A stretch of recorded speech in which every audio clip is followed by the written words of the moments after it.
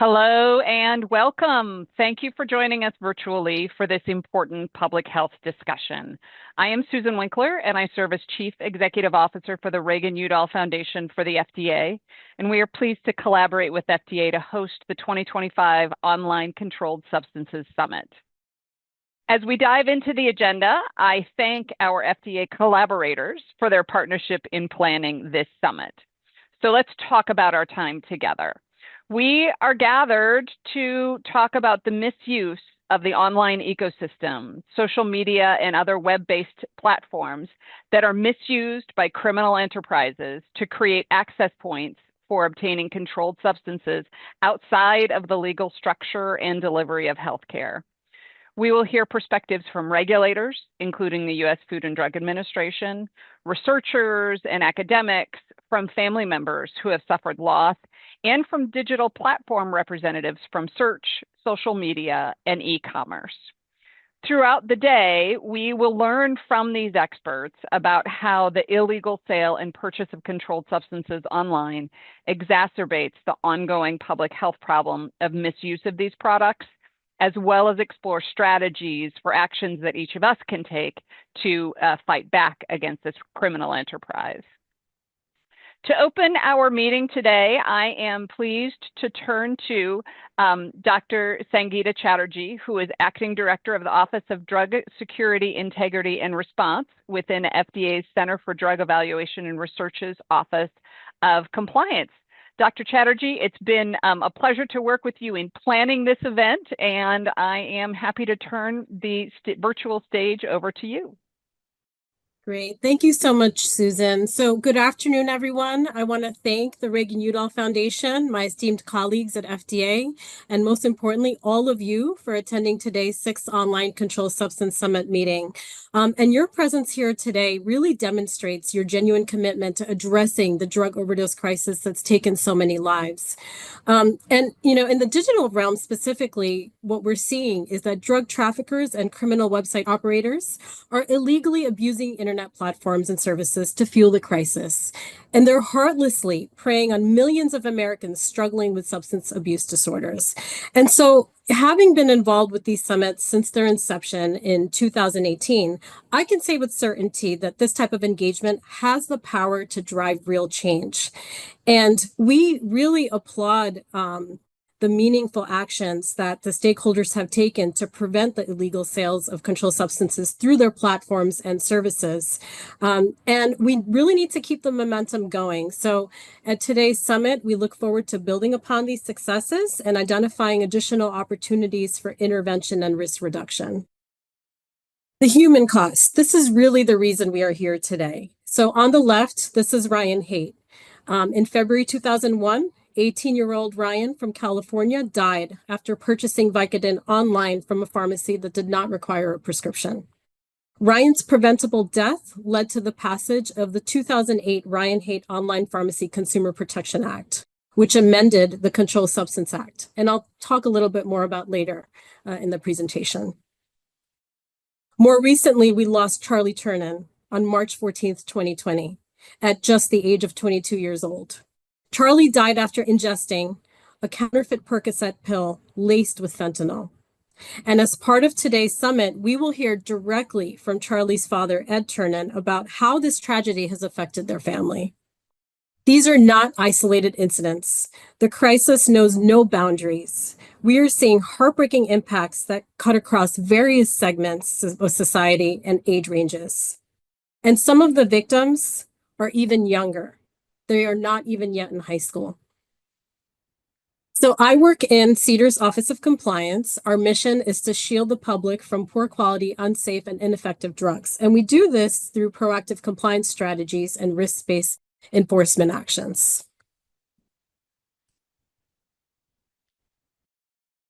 So we take a multi-pronged approach to addressing the online component of the drug overdose crisis. And one of the tools that we have in our toolbox are warning letters. And we send these to operators of websites that illegally sell these dangerous products to U.S. consumers. So despite the fact that the Federal Food, Drug, and Cosmetic Act prohibits the introduction of prescription drugs interstate commerce that without prescriptions or approval, including controlled substances, We see these types of products that are offered for sale online continuously. And since January of this year alone, we issued 15 warning letters for the sale of controlled substances online, and one as recently as yesterday. Since 2017, we have issued over 70 warning letters, citing more than 600 sites. So I want to note that the Controlled Substance Act, which is enforced by our DEA colleagues, prohibits the illegal distribution and dispensing of controlled substances online and establishes requirements for the legal distribution. So under current law, no entity is registered with the DEA to dispense or distribute controlled substances online. And what that means is that anyone selling controlled substances through the internet is breaking federal law while putting patients at grave risk. So FDA has partnered with DEA to also issue joint warning letters that cite both of our authorities. In terms of the current landscape, we're definitely seeing that many of these sites are selling these controlled substances without requiring a prescription, making it really easy to access these dangerous drugs. A variety of controlled substances are being sold, including opioids, benzodiazepines, Schedule II stimulants. And these substances are frequently misused or abused together, so the risk is further heightened when they're available on the same site. And this really can even lead to overdose and death in many circumstances. Non-medical use of these substances is widespread, and what we're also seeing is that non-medical use of Schedule II stimulants is frequently occurring with young adults and college students. And with more and more youth having access to devices and social media, it's really critical to protect this population.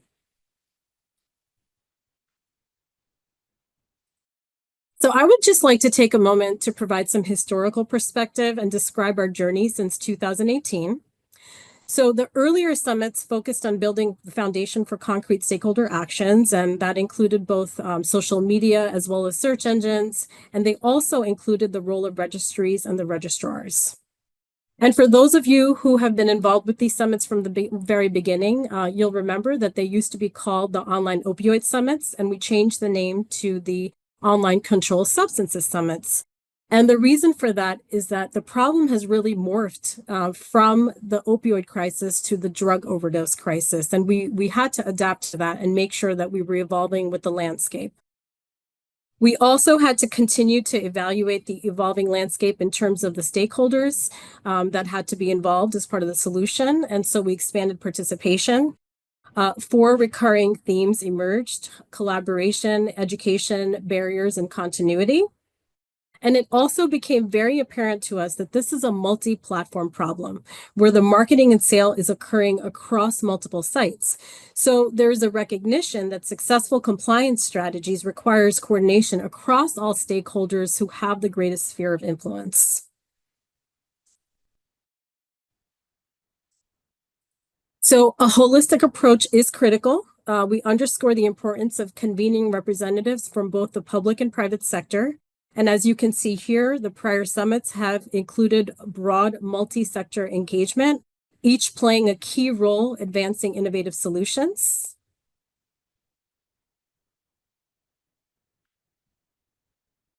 And I would like to highlight some of the major successes that we've seen in terms of actions that have been taken to protect users of the internet. So we saw that search engines started to de-index websites named in FDA warning letters, making them so that they don't appear in the organic search results. We also saw some search engines displaying pop-up warnings to websites identified in FDA warning letters, alerting consumers to the potential dangers. Some of the social media platforms have redirected users searching for controlled substances to educational and treatment resources. FDA completed a successful pilot process with the Department of Commerce and domain name registries related to opioids, and as a result of which nearly 30 websites illegally offering opioids for sale became inaccessible to the public. And this was through voluntary registry actions that were based on FDA's warning letters. And this was a proven framework. So we continue to work with registries in this manner for other controlled substances as well. Our summits have also catalyzed similar initiatives around the globe, expanding our impact beyond the US borders. So these are significant wins for public health. And we need to remain laser focused on the problem, recognizing that the threat continues to evolve based on the way that these products are sold, as well as the new and emerging platforms that we're seeing. So fast forward to last year's summit in 2024, 4 critical insights emerged.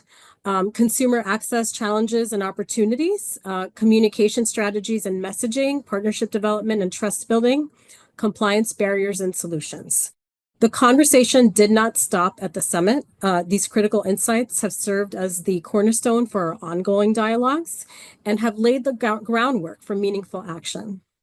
So I would like to conclude by underscoring that collaboration is essential. We recognize that the availability of controlled substances online is not a problem that was created by the internet industry, but we do need the help of the internet ecosystem to find innovative solutions. We appreciate that so many key stakeholders have joined us at today's event who we trust are equally concerned about the drug overdose crisis and are committed to making a profound impact. The stakes are really high. The lives that we save matter, and that's why this work matters. Thank you so much, and I'll turn it over to Susan. Thank you so much, Dr. Chatterjee, for reminding us of the history of these conversations and the importance thereof. I want to turn to an additional FDA official. We have 2 more in our set of opening remarks here. So thank you, Dr. Chatterjee. I'd like now to turn to Deputy Commissioner Grace Graham. She serves as Deputy Commissioner for Policy, Legislation, and International Affairs at FDA. And Deputy Commissioner Graham, we'd love your thoughts as you think about your broad portfolio and the importance of this topic in our conversation today. I'll turn it over to you. Thank you, Susan. And it was great to get to hear Dr. Chatterjee's presentation and some of the background. Unfortunately, for most of my time on the Hill and in government since 2011, the opioid crisis has been front and center, substance use disorder crisis. I've been at FDA now as Deputy Commissioner a little over 6 months and very excited to be here today, and thank you and the team for convening this summit. And thanks to the speakers, panelists, and attendees for participating in what is an important meeting and interesting conversation. As I mentioned, throughout my time on Capitol Hill, I got to see how devastating the overdose and poisoning crisis is, not just individuals, entire families and communities. The number of parents that I met with who, every day started like another day. They go to get their teenage son, daughter out of bed, up for school, and then finds them not alive. And often when it's investigated, that pill that led to the tragic outcome was ordered online through an app, delivered nearby or to the door of their home. And while the federal government has taken action, and I've been fortunate to work with FDA and the federal government throughout my career on many pieces of legislation, there's still much more that needs to be done. Drug overdoses and poisonings remain the leading cause of death among Americans aged 18 to 44. And addressing this crisis is one of the many critical priorities of this administration and working to make America healthy again. When I first started in 2011, pill mills of prescription medications were a top concern. Since then, the crisis has expanded beyond prescription opioids. Now fatal overdoses often involve illicit synthetic opioids such as fentanyl or its analogs. We've seen opioids used in combination with other controlled substances, including benzodiazepines, stimulants, xylazine. And polysubstance use, as was mentioned, is increasing. And just this week, there's reports of emerging threats such as nitazines coming out of New York. FDA has taken bold action to try to warn the public about emerging threats, recently announcing efforts to combat concentrated synthetic 7-hydroxy, which is a concentrated byproduct of the kratom plant, and is too often easily purchased in gas stations, convenience stores, vape shops, and online. And some of these products may appeal to kids. And when they're in the gas station, parents and others may not even realize that these are illegal and that they are an opioid. FDA continues to be committed to working with state, local, and federal government partners, physicians, families to address known and emerging threats. Another part of that role is doing our part to help ensure a safe supply chain for prescription medications and making sure the public is aware of the safest channels from which to get their medications. Patients and families may not realize that some online pharmacies are unlicensed or that a cheaper prescription medication dispensed through this illegitimate online pharmacy may be unsafe and ineffective. FDA can also help facilitate innovation to reduce reliance on controlled substances and help those who may have a substance use disorder achieve recovery. Prescribed controlled substances are an important treatment option for patients who need them, but that doesn't mean we shouldn't work together to try to have more options for patients. Just yesterday, FDA released draft guidance to help innovators who want to bring novel non-opioid treatments for chronic pain. And there's more that can be done to help those with substance use disorder have more options to help on their path to recovery. So FDA is working more broadly than just looking at controlled substances available online. I am glad that today's summit and everyone's taking the time to participate today will explore innovative strategies to curb the illegal online sale of these products. The spread of prescription drugs illegally sold to consumers, including kids, through unsafe websites and social media platforms present unique challenges for regulators, law enforcement, policymakers, families, doctors, and others who are working to prevent these dangerous products from harming the American public. As you've already heard, we have a great 3 colleagues from FDA, and you heard from Dr. Chatterjee already from CDER, and you'll also be hearing from Marta Sokolowska and Jake Ellis, that will highlight this evolving threat and what FDA is doing to help combat it and protect the public. As we work to open the 6th summit, also hear from stakeholders, public and private sector, academia, regulatory, to help navigate these challenges and help develop strategic and effective solutions, because it will take more than FDA by itself. And so I'm just so grateful that everyone took the time to participate today. I'm looking forward to the conversations and collective actions continuing beyond today, and through innovation, collaboration, hoping we can further alter the trajectory of this crisis, preventing overdoses and poisonings. Thank you. Thanks so much, Deputy Commissioner Graham, and very helpful to remind us that there are the efforts that we're talking about today and then broader efforts to continue to address the challenge of substance use disorder and misuse of controlled substances.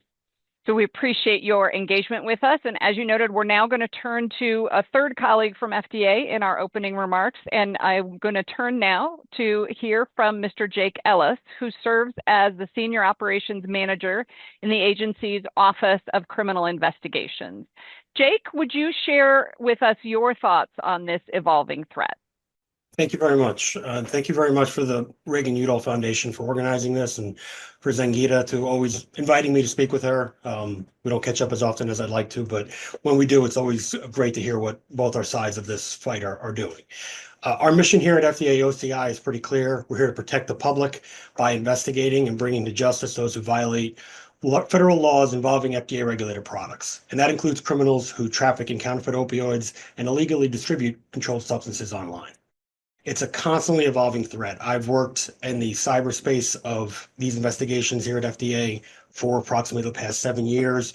A lot of my time has been spent investigating counterfeit opioids, counterfeit Adderall, counterfeit Xanax investigations, which are perpetrated on the dark web, rogue online pharmacies, and now encrypted chat applications. These are complicated investigations because of the technology involved. So it is a very, very tough mission for us. Our approach in this is typically twofold. One is enforcement and the other is collaboration. We utilize our experience, techniques that we've developed, as well as software and contracted software to combat this fight. We also collaborate with our federal, state, and international partners, because no single agency can investigate this on its own.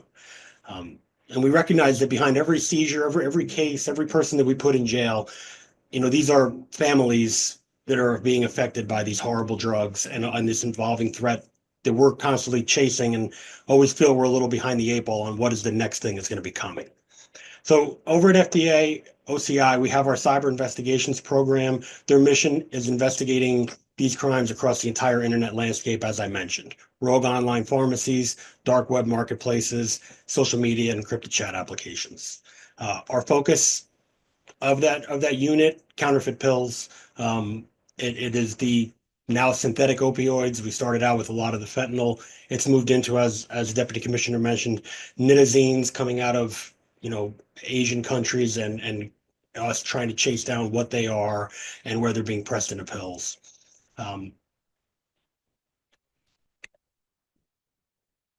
One of our biggest successes in collaboration I'll talk about is with the FBI's J-Code unit, the Joint Criminal Opioid and Darknet Enforcement Group. While Darknet is in there, they're now expanding their mission to combat a lot of different aspects of the internet, but it started with a Darknet focus. This latest iteration was Operation Raptor. They always use the word Tor because the Darknet you're accessed with the Tor browser. As you see at the bottom here, these are the different investigating agencies, including Europol, but a lot of the domestic ones from the US that were involved in this operation. And the operation culminated with approximately 270 darknet traffickers being arrested, 200 million in cash and virtual currency seized, 2.3 metric tons of illicit drug that's raw powder that had not yet been pressed into pills, adulterants that are put into the pills like xylazine, things like that, and 181 firearms. And you can see the international footprint of all the countries that were involved here throughout Europe, Asia, and South America. So a real one-team effort of a lot of government agencies and law enforcement coming together to combat this very, very difficult threat.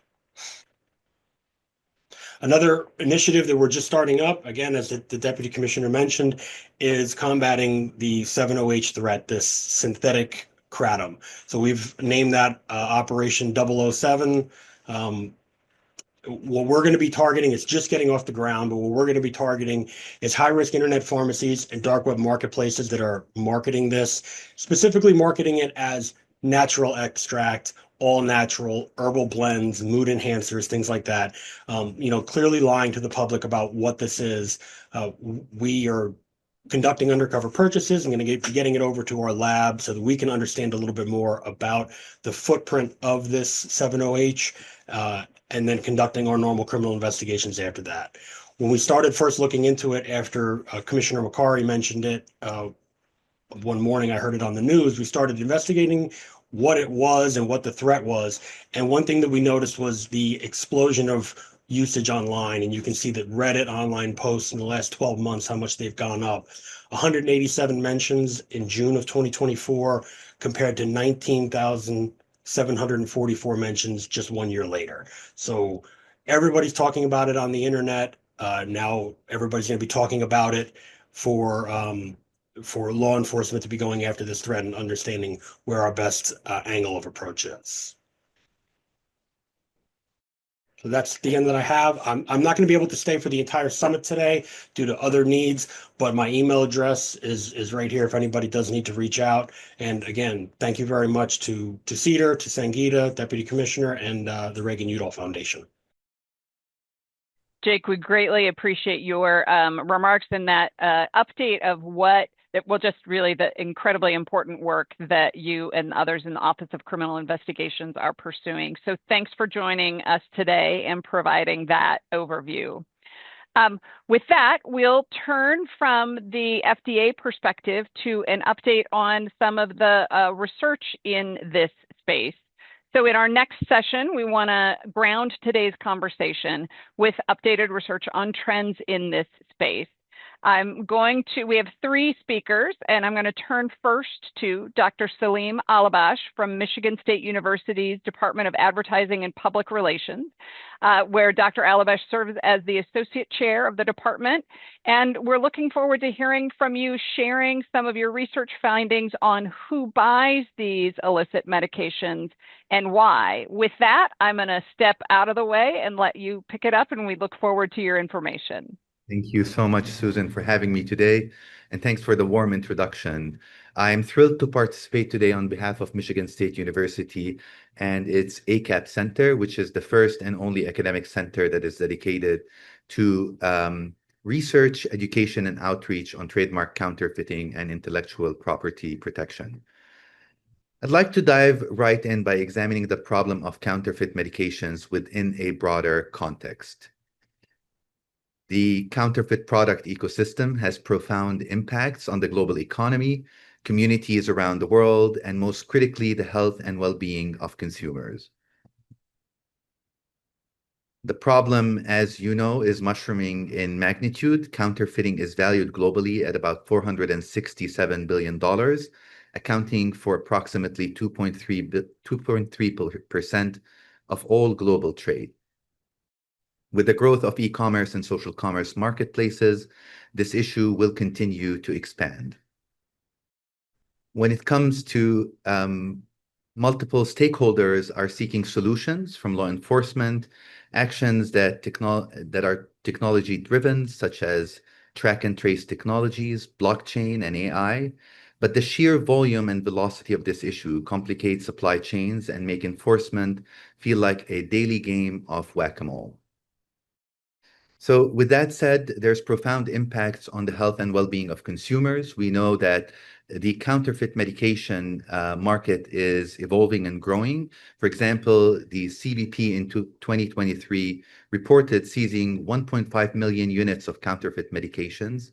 And in addition, there is tons of counterfeit medications that are available online. The WHO reports that about half of all medications sold online are counterfeit, with the majority of online pharmacies operating illegally. And the human cost is staggering, with multiple human deaths that are attributed to buying counterfeit medications. So this begs the question for us to ask today, who are the counterfeit consumers and why do they buy counterfeits? So this problem exists with a broader landscape of online risks. Most of us have engaged in these risks and engage in them on a daily basis, from accepting a friend request from someone on social media to sharing our private information and having it misused by different stakeholders. It is safe to say that online risks are everywhere. And this raises the question of whether this is an issue of information availability, or is it fundamentally a problem of human behavior? From a data perspective, the scale is quite overwhelming. Seagate has estimated that by 2025, this year, the global digital data sphere will reach about 175 zettabytes. And to put that in perspective, if we saved this data on Blu-ray DVDs and stacked them, the pile would reach the moon 23 times and circle the Earth 222 times. And it would take one person 1.8 billion years to save all these data, or 81 days if every person on Earth pitched in.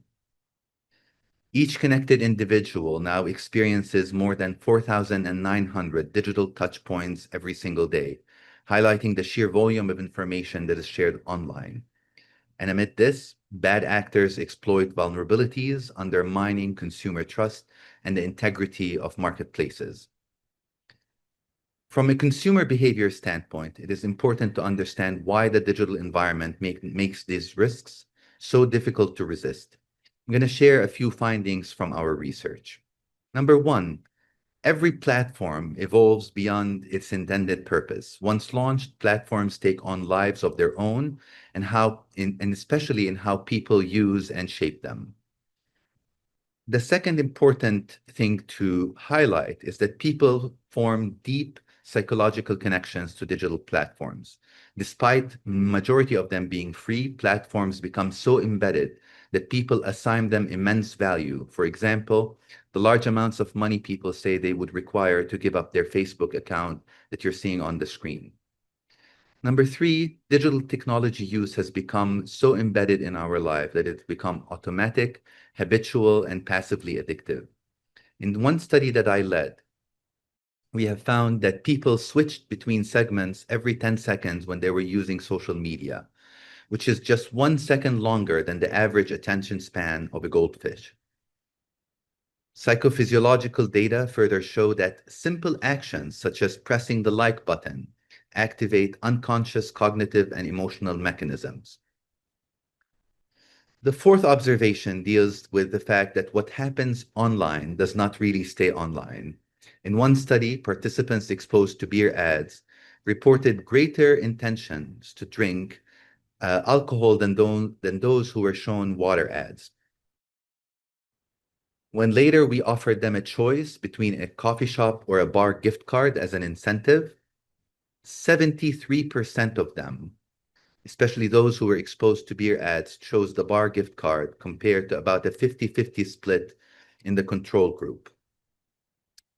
And the last observation, AI adds new risks. Emerging technologies have now been influencing people's lives in troubling ways, from recommending divorce to suggesting suicide to individuals struggling with mental illness.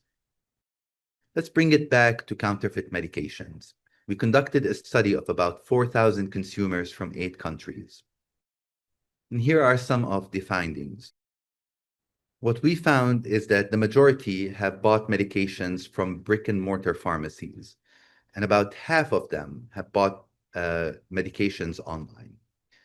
When we asked them about buying counterfeit medications, about 1/5 to 1/4 of the sample reported that they have bought counterfeit medications, both knowingly and unknowingly.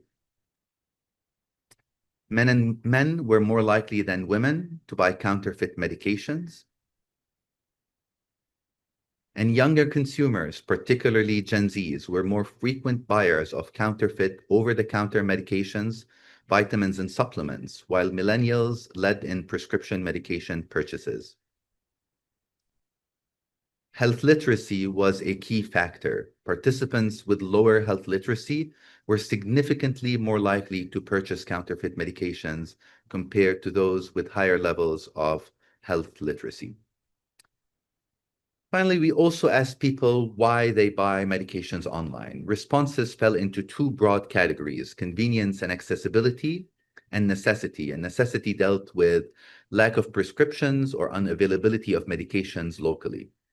While convenience was cited more often among the participants, our statistical analyses showed that necessity was a far stronger predictor of counterfeit medication purchases. To close, the evolving digital environment holds immense promise, but also creates new risks, among them the purchase of counterfeit medications. While digital platforms provide convenience, gaps in healthcare access and medication availability might push consumers toward risky behaviors. Addressing this issue requires situating it within broader sociopolitical context and developing consumer-centered solutions. Thank you for having me today. Dr. Alabash, thank you so much. I always learn quite a bit in these presentations, but I did not expect to learn about the attention span of a goldfish today. And the other information you presented was far more important and very helpful as we just think about this ecosystem and continually evolving ecosystem that can be misused by the criminal enterprise. So thank you so much for sharing your expertise in such a compelling way. With that, I'm going to turn to our next speaker, who is Dr. John Herdig, founder of Herdig Healthcare Advising, and also an adjunct assistant professor at Purdue University. Dr. Herdig, I am sorry that you have to follow Dr. Alabash in that compelling presentation, but I know that you are going to be just as informative. I'll turn it to you. Thank you, Susan, and thank you to the Reagan-Udall Foundation for the invitation to this really important event. I'm used to following Dr. Alabash, so totally comfortable with this and looking forward to building on his wonderful work. What I'm going to present for you in the next few minutes is really focused on our patients and consumers and what and how they are behaving when they go online, with a particular focus on online controlled substances. As Dr. Alabash suggested, there are a variety of different ways as to why our consumers and our patients do use the internet, social media, and other platforms to buy prescription medicines. One of the ones that's most obvious is likely cost, where our consumers feel they're getting a better deal online. They go hunt for a better deal, just like we use Amazon or Amazon Prime or other ways to buy products. They're looking for that better cost. But the two that are growing most, and you saw that in the previous work, are convenience and access. We are a convenience-driven society, and it makes sense that we would go online for the convenience factor to buy prescription medicines, including controlled substances.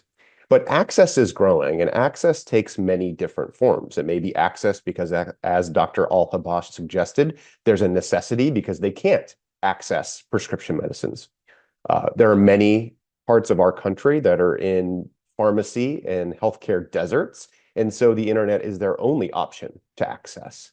We then have access when it comes to wanting to remain anonymous, perhaps because of bias or other judgments. I don't want to go into a particular clinic. I don't want to go into a doctor's office. So I'm using the internet to access products. Unfortunately, the more our consumers and our patients use the internet, the more comfortable they become. And you end up developing essentially this false confidence where our consumers feel that they can identify an illegal site or a dangerous site when in most cases they really cannot, putting themselves at jeopardy from a patient safety issue.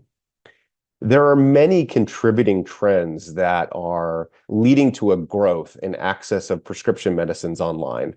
We have this historic shift to buying medicine online where we see year-over-year growth. My research confirms Dr. Al-Habash's research as well, where we have about 50% of US adults that have used an online or internet-based pharmacy in some way. We simultaneously see a rise in patient harm, where 24% of Americans who have purchased medicine online report receiving harmful, counterfeit, or substandard products.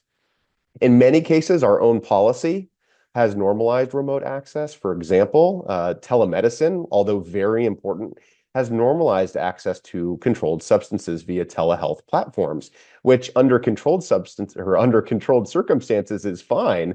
But when we go beyond those safeguards, we put ourselves as consumers and patients at risks. We have shortages that continue to occur along with other access gaps.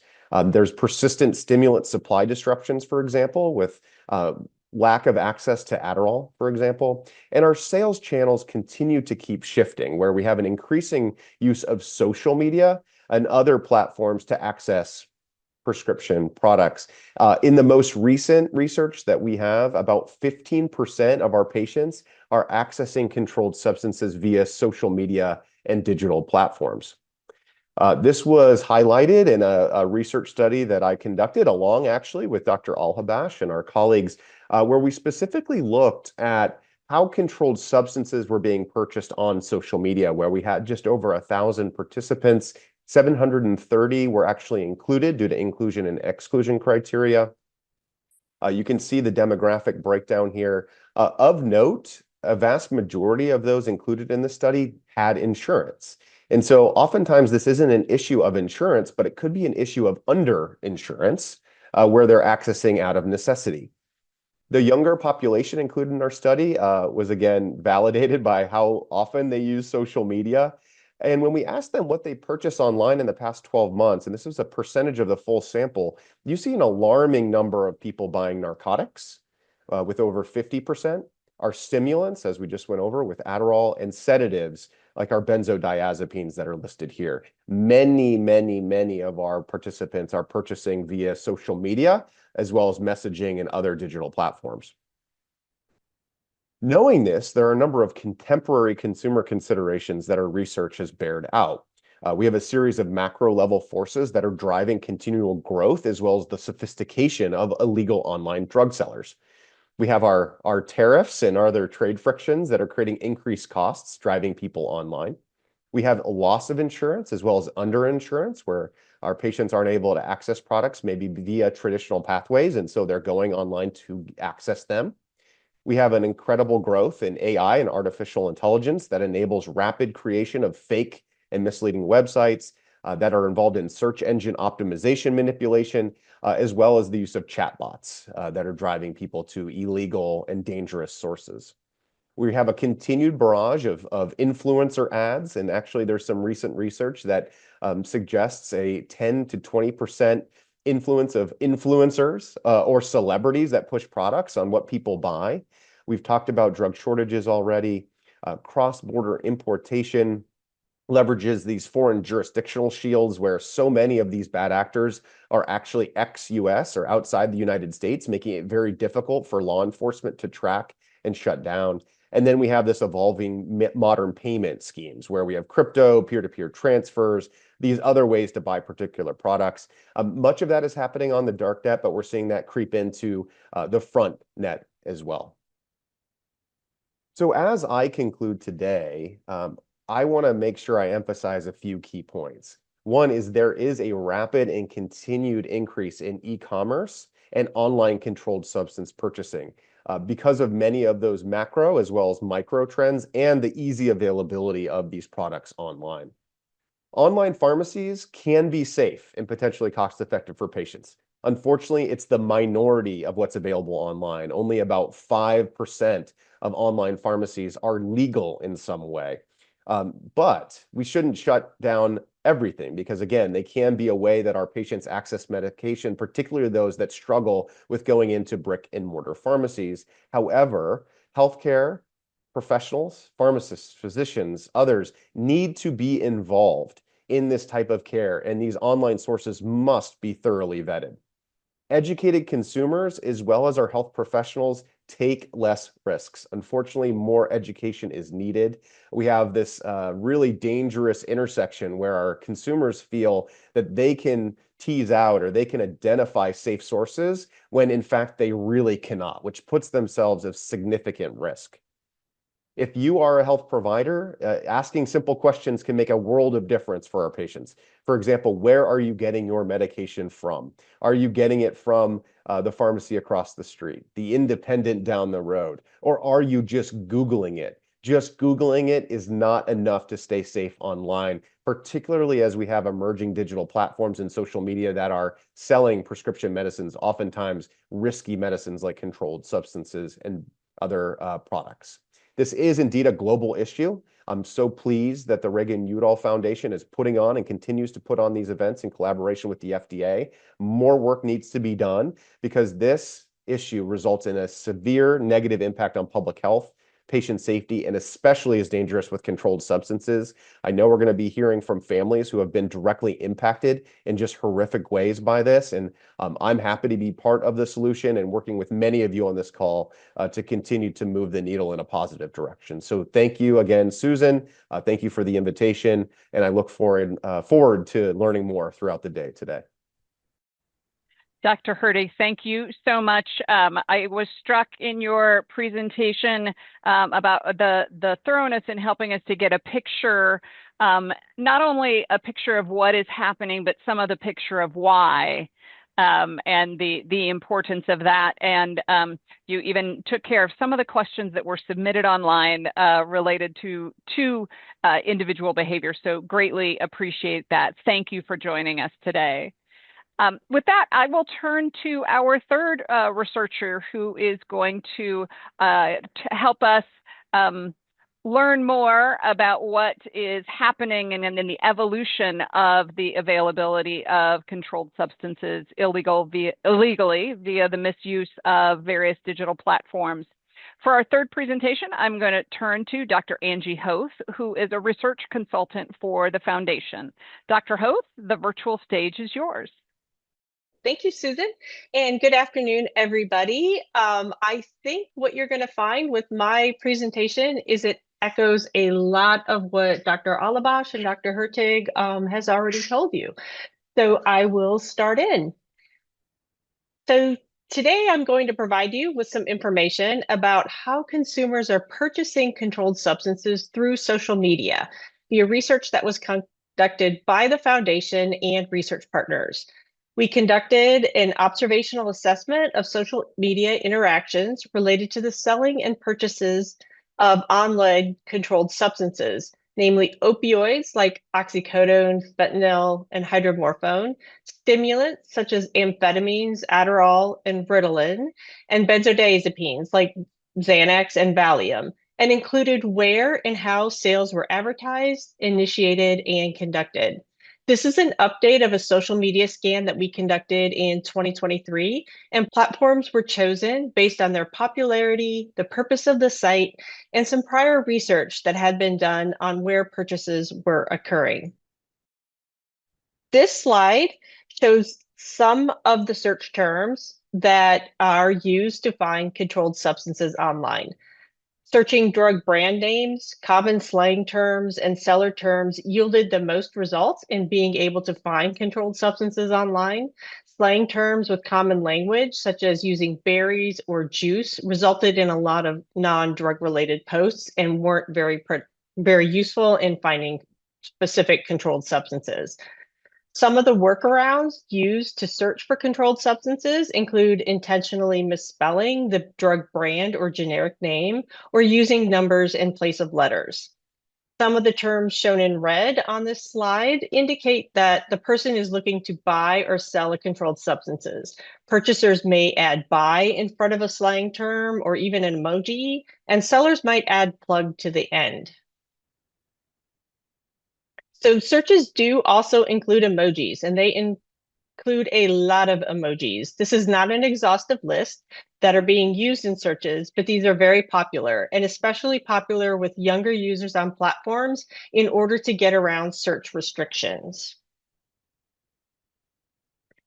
So from our research, 4 takeaways emerged from the research work that was done related to safety, motivations for purchasing online, platform functions, and the actual purchase itself. The safety of the product was generally not discussed at all regarding on the sites that were selling the specific controlled substances, and they were not discussed in advertisements or during public interactions. But some strategies increase the perception of safety, such as sellers using the word drugstore or pharmacy in their site or seller names, which can be very misleading. Searches resulted in a mix of legitimate ads and illicit content popping up when people were searching for a controlled substance, which made it very difficult to determine what information was true and what information was not. And as you already heard, common motivations for purchasing online include fast and discreet delivery, that there was no prescription required, and ease of access. Some users also cited taking control of their health as a reason for bypassing traditional medical channels. Policies on all platforms restrict the purchase or sale of controlled substances, and many policies have evolved since 2023, with some becoming more restrictive and some becoming somewhat less restrictive. What our research has found was that search functions may facilitate or block access to sales information, and consumers and sellers are very savvy to create workarounds to get around new policies or search functions that may block access. And finally, similar to what we saw in 2023 and 2024, was that purchasers typically use social media to identify sellers, move to a second platform for communication about a sale, and then move to a third platform for the financial transaction. In addition, payment details were rarely discussed in posts. So top takeaways from our research are that despite platform policies prohibiting the sale of controlled substances, purchasers and users can still locate sellers through very creative search terms. Common motivations for purchasing controlled substances through social media include fast, discreet access without needing a prescription. And overall, safety information tends to be lacking. Massive amounts of information and constantly evolving terminology make assessment of the problem and regulation extremely difficult. And one consideration is, how can harm reduction messaging be woven into searches in order to alert people to potential risks and offer mitigation strategies? Some platforms offer warning or safety statements, but general harm reduction information overall was limited. So how can we keep people safe at the time that they're actually doing their searches? And so those were the findings from our social media, delving into social media, and I will turn it back to you, Susan. Excellent. Thank you so much, Angie. I can see your slide with the visual presentation of the search terms and the emojis, and that's just a helpful to continue to learn about the language and the mechanisms that are used for individuals to pursue these searches, and then kind of unfortunately get drawn into the criminal enterprise on the other side that is evading the legal system. So thank you. We appreciate the update on the research and learning more about this environment and consumer behavior so that we might better provide better information and better protection for all around us. So thank you. We'll close out that research update and turn now to a session to remind us of the human toll of this criminal activity. We're going to hear from two families who have been directly impacted by the illegal online sale of controlled substances. And their experiences drive our urgency in responding and reminding us why the work that we are all doing, why this work, and we need others to engage in it, why it is so critical. I'm first going to turn to Ms. Jennifer Frink and then to Ed Tiernan. So Jennifer, may I turn to you and thank you for investing your time and trusting us with the story that you're about to share. Thank you, Susan. Thank you for the opportunity to tell my family's story. It is not easy for me, but my hope is that sharing this information will help others. There are three things I'd like to start off telling you about my son, Tasman William Frink. First, he was highly intelligent. Second, he was a digital native born in 2002. He grew up in the digital age, comfortable with computers and the internet from toddlerhood. Laptops were standard issue in grade school, and getting a smartphone when you turned 13 was a rite of passage. Third, he had a very normal suburban upbringing in Portland, Oregon. He had good schools, friends, vacations to beaches and mountains, Boy Scouts, swim team, lacrosse, races, birthday parties, beloved pets, big family gatherings at all of the major holidays, and parents who deeply loved him. Tasman was a precocious child who could read and write fluently by the time he was 3 years old. He loved Thomas the Tank Engine, and he could rattle off over 100 different train names and numbers. He had a photographic memory. And by the time he was in preschool, he could solve simple algebra problems. He shocked his kindergarten teacher on the first day of school by writing down that he wanted to learn to spell big words in kindergarten, like disestablishmentarianism. I can only imagine how disappointed he was when he saw the actual curriculum for kindergarten that year. School quickly bored him. He acted up, and he developed a reputation as a prankster. He was a nonconformist with a fierce independent streak who liked to be in control. It was not uncommon to get a call from the principal when he got into trouble for random acts of mischief, especially in middle school. The kids all had smartphones in middle school, and misuse of this privilege was a problem. I have strong opinions about our kids' early exposure to technology. We now know that it affects their emotional well-being and that constant stimulation impairs their attention span. And then equally troubling is the unrestricted access to inappropriate content. But despite the distraction of having a cell phone, Tasman earned good grades in his talented and gifted program. He had a loyal friend group, and he planned to attend college after high school. Around age 15, he established a pattern of working and saving, and he began investing in the stock market. He put his smarts and his internet savvy to work, and before long was making substantial gains trading options and cryptocurrency. He graduated from high school in 2021 with a concentration in business and the Senior Superlative Award Biggest Prankster. The next stop was University of Colorado Boulder. In the fall of 2022, my son was a college sophomore at Boulder. He developed close friends. He had a girlfriend.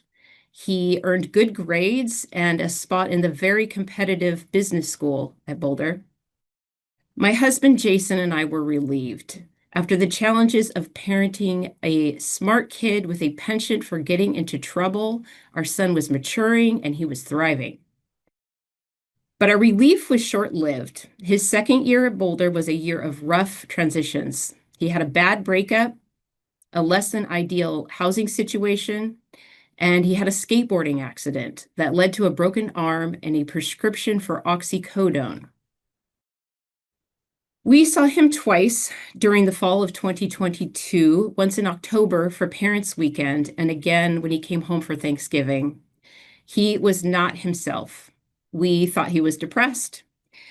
We planned to dig into how we could help when he came home at winter break. We were oblivious as to what was really going on. On December 12th, 2022, a high school friend of my son's called me with news that would change my life. Tasman's drug use is out of control. We had caught Tasman with weed in high school and knew that he experimented with alcohol.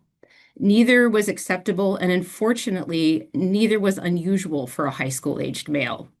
We didn't see any harmful or excessive drinking or any hard drug use, so what his friend told me on that call came as a complete shock. We learned that during fall semester, his sophomore year, he had developed dependencies on cocaine, benzodiazepines, and opioids. The gas and the brakes, one drug counselor would later tell me. His source, we learned much later, was the dark web. For the next 10 months, Jason and I were consumed with trying to get our son help. After considerable reluctance, we persuaded him to leave college and return home. He ultimately spent 30 days in a rehab program that he would tell me was one of the greatest, most memorable experiences of his life. Once out of rehab, we worried about him relapsing if he lived anywhere but under our roof. He reassured Jason that it didn't matter where he lived. He said, "Dad, I can buy drugs online anywhere." But he told us that he had no desire to touch drugs or alcohol ever again. By the fall of 2023, 3 months after completing rehab, he seemed to be in a much better place. He wanted to become an EMT and firefighter and enrolled in community college. We were surprised by our entrepreneurial, money-loving son seeking a profession in a field where he'd previously shown no interest, but encouraged this new endeavor. He no longer saw himself sitting behind a desk in his future career. He liked the excitement and the prospect of doing good in the world. We loved hearing about his ambulance and hospital shifts and seeing pictures of him in his uniform. He loved the program. He committed a new path as he began EMT school. He moved into a sober living house where weekly random drug tests were administered with zero tolerance for a failed test. He pledged to attend 90 Narcotics Anonymous meetings in 90 days, and he had a sponsor, NNA. We were in close touch, and he had strong family support. At the end of April 2024, the extended family was looking forward to celebrating his graduation in May. Instead, on April 24th, 2024, Tasman died from an accidental overdose. He was 21 years old and 1 week from successfully completing the EMT program. He ordered the drugs that killed him through the dark web and had them delivered to his sober living residence. From what we can gather, Tasman thought he could take a break from sobriety and somehow got a hold of what turned out to be fake pain medication. He died from a lethal combination of 4 substances, one being oxycodone, the same thing he was prescribed for his broken arm 21 months prior. The coroner described the other 3 substances as counterfeits, in his words, dark web stuff that you're not going to find in any pharmacy. A detective was assigned to our son's case. They took his laptop, his cell phone, and his notebook. The detective cautioned us that these cases are rarely solved. Sure enough, around a month after Tasman's death, the case was closed with no resolution. Whoever sold him the drugs was untraceable and would go unpunished. My son did not want to die. His advisor confirmed to us that he was on track to graduate from his EMT program, and he had plans. But this is a problem I've since learned with smart people and addiction. They think they can outsmart the addiction. Several months after Tasman died, I discovered a file he maintained containing his login and password credentials for a long list of websites. Some of the passwords were under a header that he called onions. I was not ignorant about the dark web. I knew that it's a hidden part of the internet that's intentionally kept out of reach of traditional search engines like Google and Bing. I had even read the book American Kingpin about Ross Ulbricht and the dark web marketplace he founded called the Silk Road. I knew of Tor, the software that popularized the dark web by hiding your IP address, making it difficult for websites or surveillance systems to track you. What I didn't know is how it works. Data sent through Tor is wrapped in multiple layers of encryption, just like the layers of an onion. This is why it is called the onion router, TOR. I also didn't know that Tor launched on September 20, 2002, one month before my son, the digital native, was born. The Tor browser can access special domain names with the suffix .onion. Tasman's list of onions in his password file seemed to sum up his dark web activities. I don't pretend to be an expert on using the dark web to buy drugs, and I can just hear my son's voice telling me that me talking about the dark web is cringe, but here I go. The first onion on his list was Archetype, a dark web marketplace.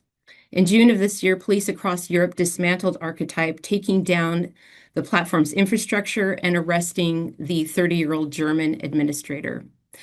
Gratifying news, but too late for Tasman. Two other dark web marketplaces on my son's list were Bohemia Market and Incognito Market, both of which I understand have been taken down. Another item in his password list was for Monero, a cryptocurrency designed to be confidential and untraceable. The majority of existing cryptocurrencies, including Bitcoin and Ethereum, have transparent blockchains. Transactions can be verified and or traced by anyone in the world. This means that sending and receiving addresses of these transactions could potentially be linked to real-world identities. Monero, on the other hand, uses various technologies to ensure the privacy of its users. Tasman's experience, dating back to high school, where he learned to trade cryptocurrency, came in handy when transacting on the dark web. His list also referenced the website called Dread, which I learned is a Reddit-like dark web discussion forum. It offers a space for users to exchange information, reviews, and opinions about hidden online markets.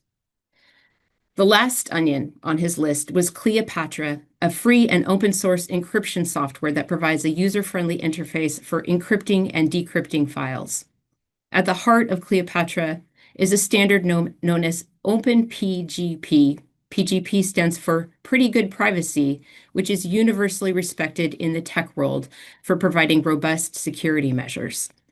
By converting his money to crypto, using Cleopatra to send and receive messages, and signing on to dark web marketplaces like Archetype, Tasman was able to have drugs delivered to his door, just as he might call up an Uber or have takeout from DoorDash.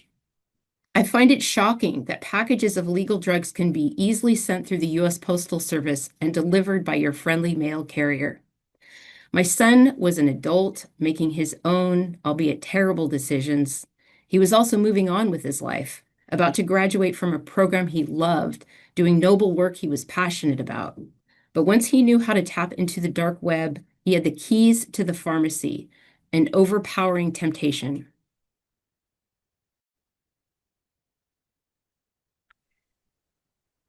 Jennifer, thank you. The ability to share your story is just incredibly powerful and helpful to the community to understand. And so thank you for sharing with us information that may help others. And I think we all wish that we had known the boy who wanted to spell disestablishmentarianism, which I will now challenge my teenagers to learn how to spell it. Before we turn from you, is there something that you wish you had known or a lesson that you'd like to leave with us? Yes, thank you, Susan. It's been 16 months since Tasman died, so I've had a lot of time to reflect. And there are a lot of things that I wish were different. Starting with childhood, I wish that his teachers and counselors had been better equipped to engage his smart brain and harness his talents. And I wish I understood that there were root causes that led my son to get into trouble at school. And I wish his teachers and counselors hadn't just taken his misbehavior at face value. I wish I understood his brain and what led him to self-medicate and what personality traits might have created this pathway to addiction. And then in terms of smartphones, I wish that we knew how to navigate the introduction of smartphones and technology to young people to ensure their overall development and their well-being. I wish he had never broken his arm, or at least that he hadn't been prescribed oxycodone. I am grateful for his friend that gave me the heads up, but I wish his friends had spoken out sooner about his substance abuse. I wish there were better sources of information on what to do when a loved one develops substance abuse issues because it was incredibly difficult to get help for him. I wish I better understood the nature of addiction and the perilous state he was in at the beginning of 2024, so fresh out of rehab. I wish we had known to delete his dark web onions and passwords, at least creating some sort of a barrier to temptation. I wish we lived in a world where you couldn't simply order drugs online and have them delivered through the US Postal Service, but more than anything, I wish I had my kid back. So my hope is that in sharing our family's story, we can help spark change and ultimately create a world where fewer families face this heartbreak of addiction. Thank you. And thank you, Jennifer. You are making a difference, and I hope that we can. And we know we can't address all those wishes, but I hope that we can address them. Thank you. Thank you. We have another story to hear, and I shouldn't say hear, another story to experience. And so allow me to turn to Ed Tiernan. Ed, we are turning to you for what we want to hear your experience and your thoughts on how we might do better. Thank you, Susan. And I hope you can all hear me okay. We can. I want to start, good. I want to start by thanking the Reagan-Udall Foundation and for all of the partners here who are in this meeting. But I specifically, you'll excuse my emotions. I specifically want to acknowledge Jennifer Frank and thank her for sharing her story. I've recently been introduced to Jen. My understanding is that this is the first time Jen has shared her personal story, and it's so important. And as someone who has probably told Charlie's story, I was trying to add it up, without exaggeration, a couple of 100 times. I still can't get through it easily. So I appreciate you, Jen. Thanks for sharing. One of the things that has struck me and my wife, Mary, since our son Charlie died, is the groundswell of grassroots activism among bereaved parents and family members who have kind of rung the bell around this new chemical drug landscape that came on the scene in the mid-2010s and then was just accelerated by the ease of access through online channels, causing a complete new kind of profile of the overdose crisis and its victims. And so I always like to start by acknowledging and respecting all those families who have the courage to speak up. I will tell you Charlie's story, and then I will tell you what we've done at Song for Charlie in response to the tragedy that my family suffered specifically, and the approach that we've taken. And then I'd like to kind of just put ourselves out there to see how we might be able to join this coalition and strengthen even some of the existing relationships we have, because we firmly believe in collaboration and team building and building this network to take on a network. That kind of idea is going to be critical to saving lives from similar tragedies. So Charlie was a 22-year-old college senior when he died in May of 2020, and he was just a month shy of graduating from Santa Clara University, which is in Silicon Valley in California. If you remember back to those times, it was COVID, and it was very early in the COVID crisis. So Mary and I have an interesting experience with that, in that Charlie came home for spring break in March, and the university shut down. And as a result, he stayed with us for a couple of months in our home, just the three of us. His two older siblings had graduated and had moved on with their lives. And And I say that because we were with Charlie and we had eyes on him and we were interacting with him, and we did not see any signs of addiction or mental crisis. We thought he was coping pretty well, given that he was a a college senior. The world seemed to be collapsing around him. He's got to find a job. He's thinking about his future, so he's having that kind of normal, I think, existential crisis that a young man goes through and that college seniors go through. We all remember that. But he was doing okay. And about a month before he and his classmates were due to graduate, they decided that despite the fact that the university was closed, they would go back to campus and be together for their last month of their senior year.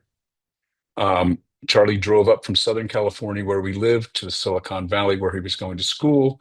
He's 6'2". He has a little Jetta. He had a back surgery. He was complaining to Mary and I on the phone. Once he got up there, my back's killing me. He decided to go he asked a friend or his friends in the fraternity house one afternoon, a few days after getting up there, whether anybody had any Xanax.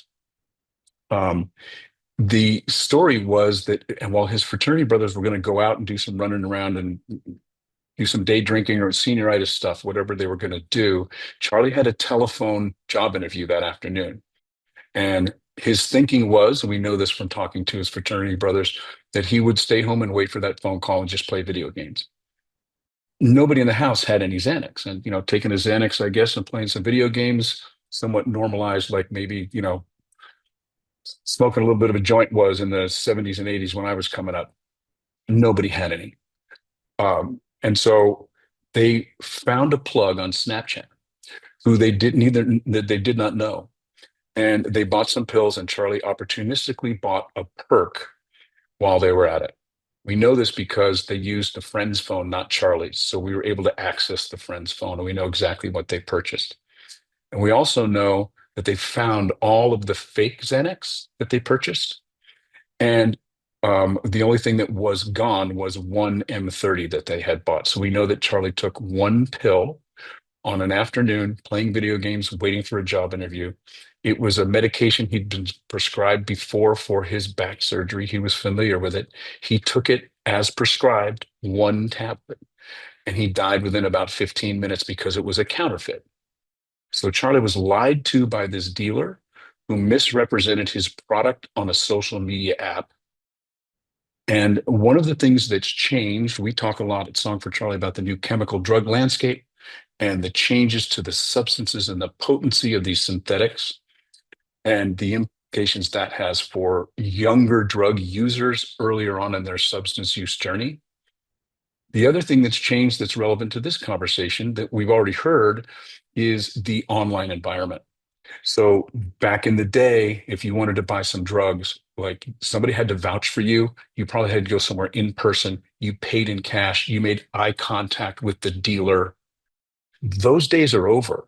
The transactions these days, first of all, the access is immediate and instantaneous, and delivery is part of the deal. But also, Charlie never laid eyes on the kid who sold him the pill that killed him. He wasn't part of the transaction. His friend was. So the new way of transacting drug deals now is very anonymous. It's arm's length. It's very transactional. There is no kind of relationship at all between the seller and the purchaser, oftentimes, especially of these counterfeit pills. So when Mary and I went through this tragedy, we looked at each other and said, well, what can we do about this? We're just literally a little old couple from Pasadena. So we can't boil the ocean. But we asked ourselves, who's warning the kids? And in late 2020, the answer to that question really was nobody, not really, not effectively. We did some searching online around the time of Charlie's death, and we discovered that the local DEA website had a warning up in Santa Clara County where Charlie did, as did the local sheriff's department. There was a newspaper article buried in the San Jose Mercury News about a high school girl who had died 6 weeks before Charlie, and maybe one story on the evening 30-minute newscast out of San Francisco around in the 3 months leading up to Charlie's death. And Mary and I looked at each other and said, you could put that information in those places for the next 20 years, and Charlie and his generation will never see it there. That's not where they get their information. So we took what some in our position might call the road less traveled, which is we decided that we would seek to collaborate with the social media companies. And so we started to reach out. We just felt like that was the clearest path to our objective, which was to prevent the next death. And so we very early on started working with Snap and then Meta and Google and YouTube. We have ongoing relationships and partnerships with those organizations now. We really believe that we need to come together to take on this new national crisis that's affecting Americans across the demographic and age range. And so that requires new kinds of alliances and partnerships and collaborations, even sometimes among strange bedfellows, like competitors, like Snap and Meta. Interagency, different agencies need to come together and share information on a deeper level.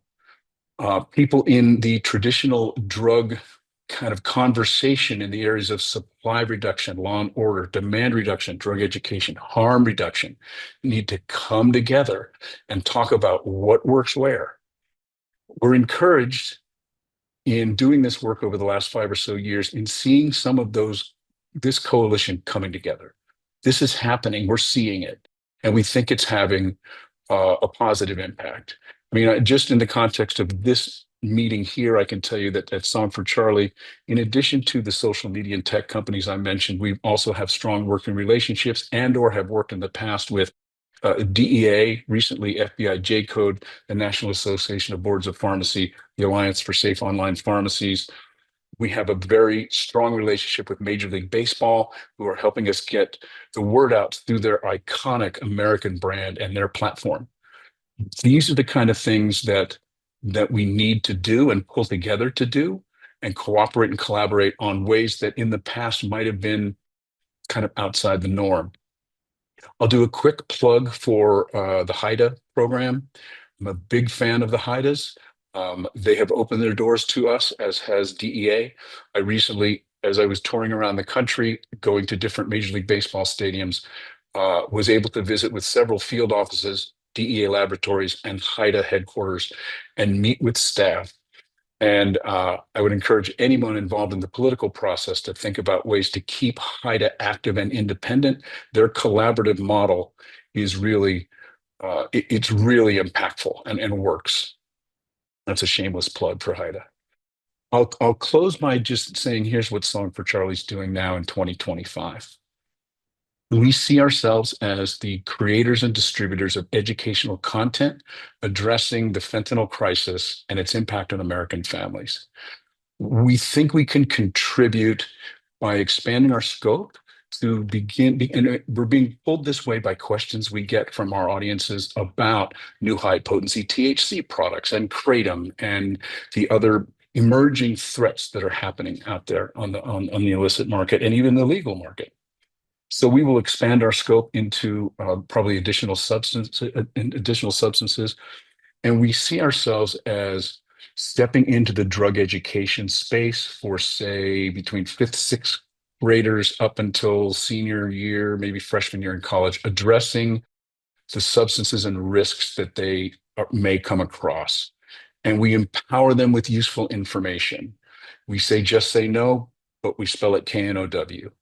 In order for us to do that and become the trusted source in this information age of so much noise and misinformation out there, we need to rely on experts like yourself to make sure that we're standing firmly on a foundation of fact.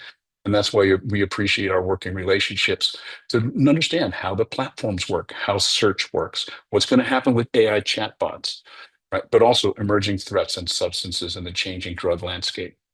So we think that Song for Charlie, as an established, we're in our 5th year now, an established, unaffiliated, apolitical nonprofit, can play a role as a distributor of this health promotion, health literacy information working with all of you to spread the word and educate the American youth and families about these new drug threats that include the access issue related to tech and social media.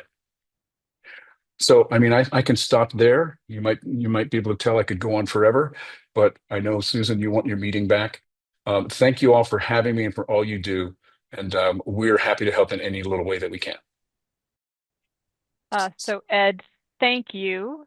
The help that you and Jennifer gave us by trusting us with your information is impossible to quantify. And thank you for the work that you're doing, for the efforts of Song for Charlie. And as we think about our next steps forward, I just say thank you for grounding us in this reality, and I am confident energizing each of us to do more, to, as you said, to just say no, the KNOW.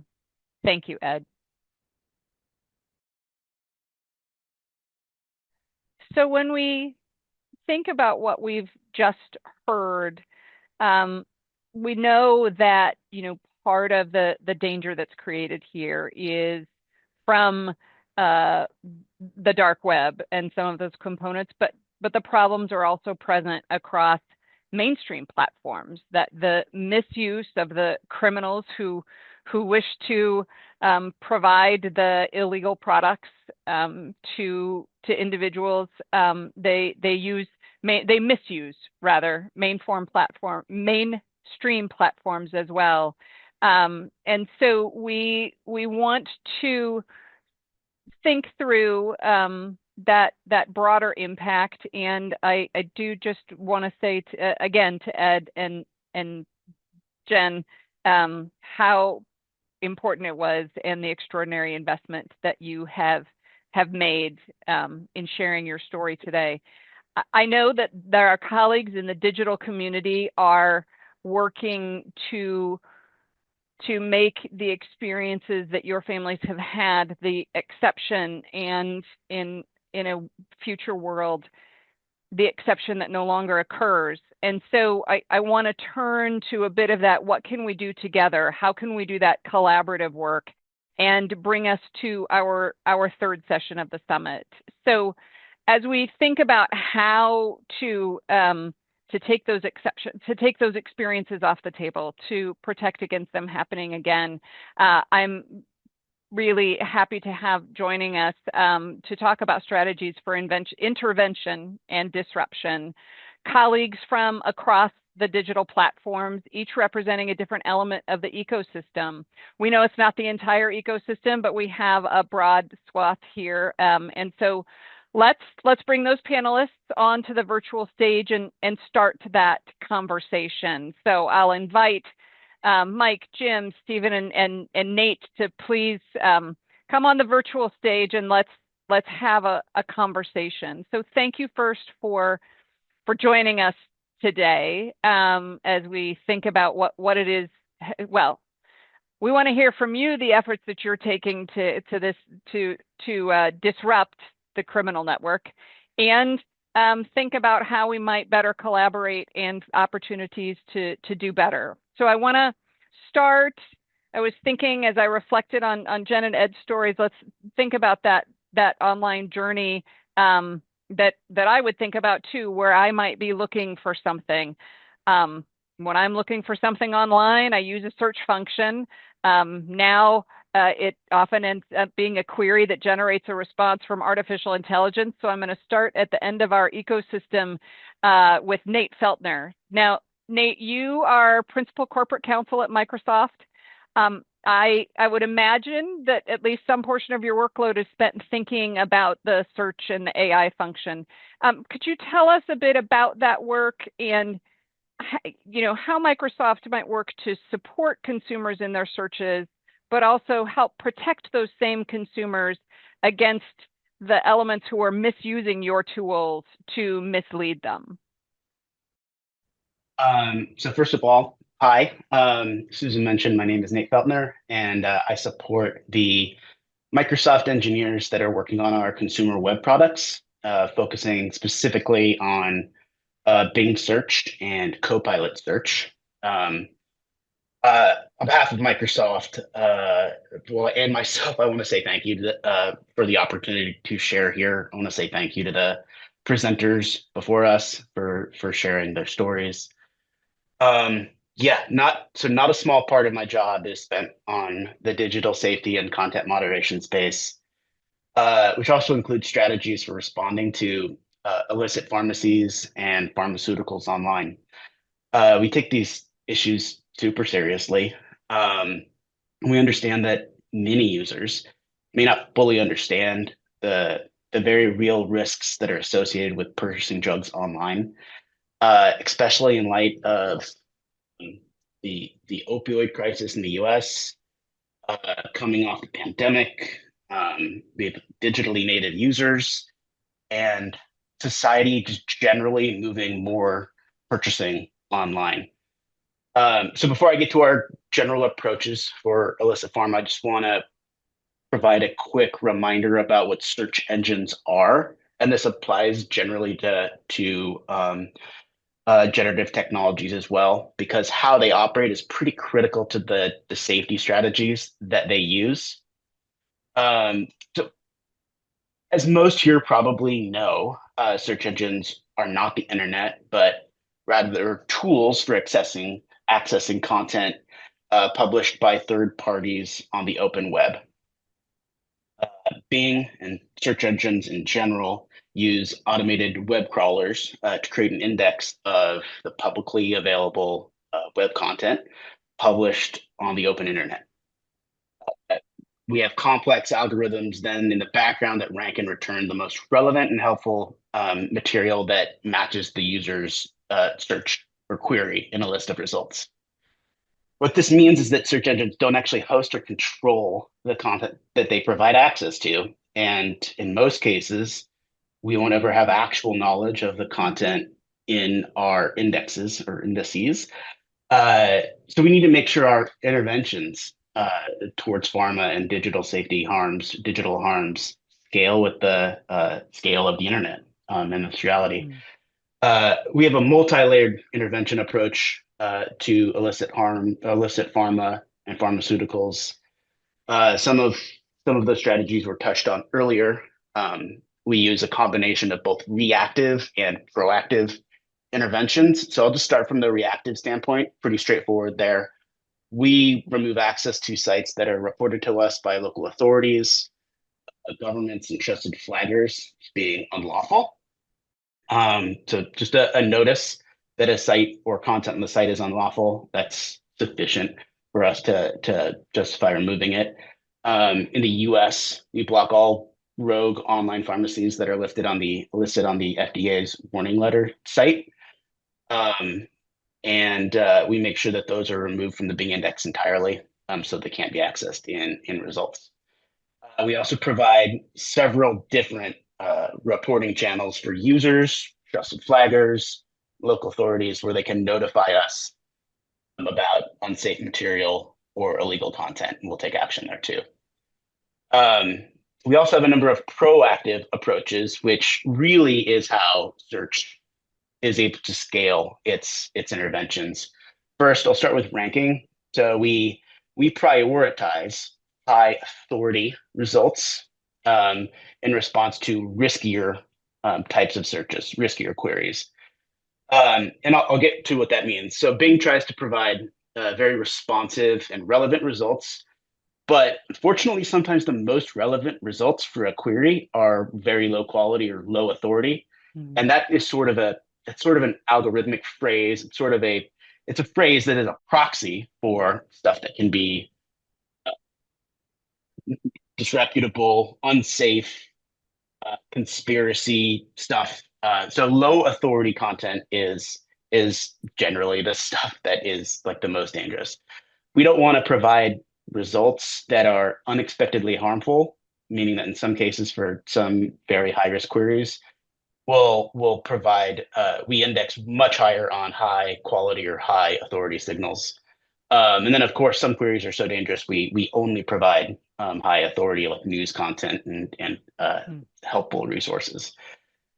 We also provide PSAs and notices, providing access to local resources in response to some queries.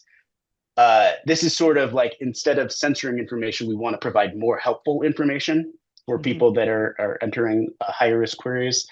We also provide public safety answers in some circumstances that provides information about how to purchase online safely, since again, a lot of purchasing just is moving online as a general matter. We also want to avoid making the problem worse. So we don't want to provide auto suggestions or display related searches to users when they're searching for harmful content. For example, if somebody's searching for counterfeit drugs, we don't want to help them with by giving them better or different types of searches to use. So we will remove auto suggest and related searches for queries like that.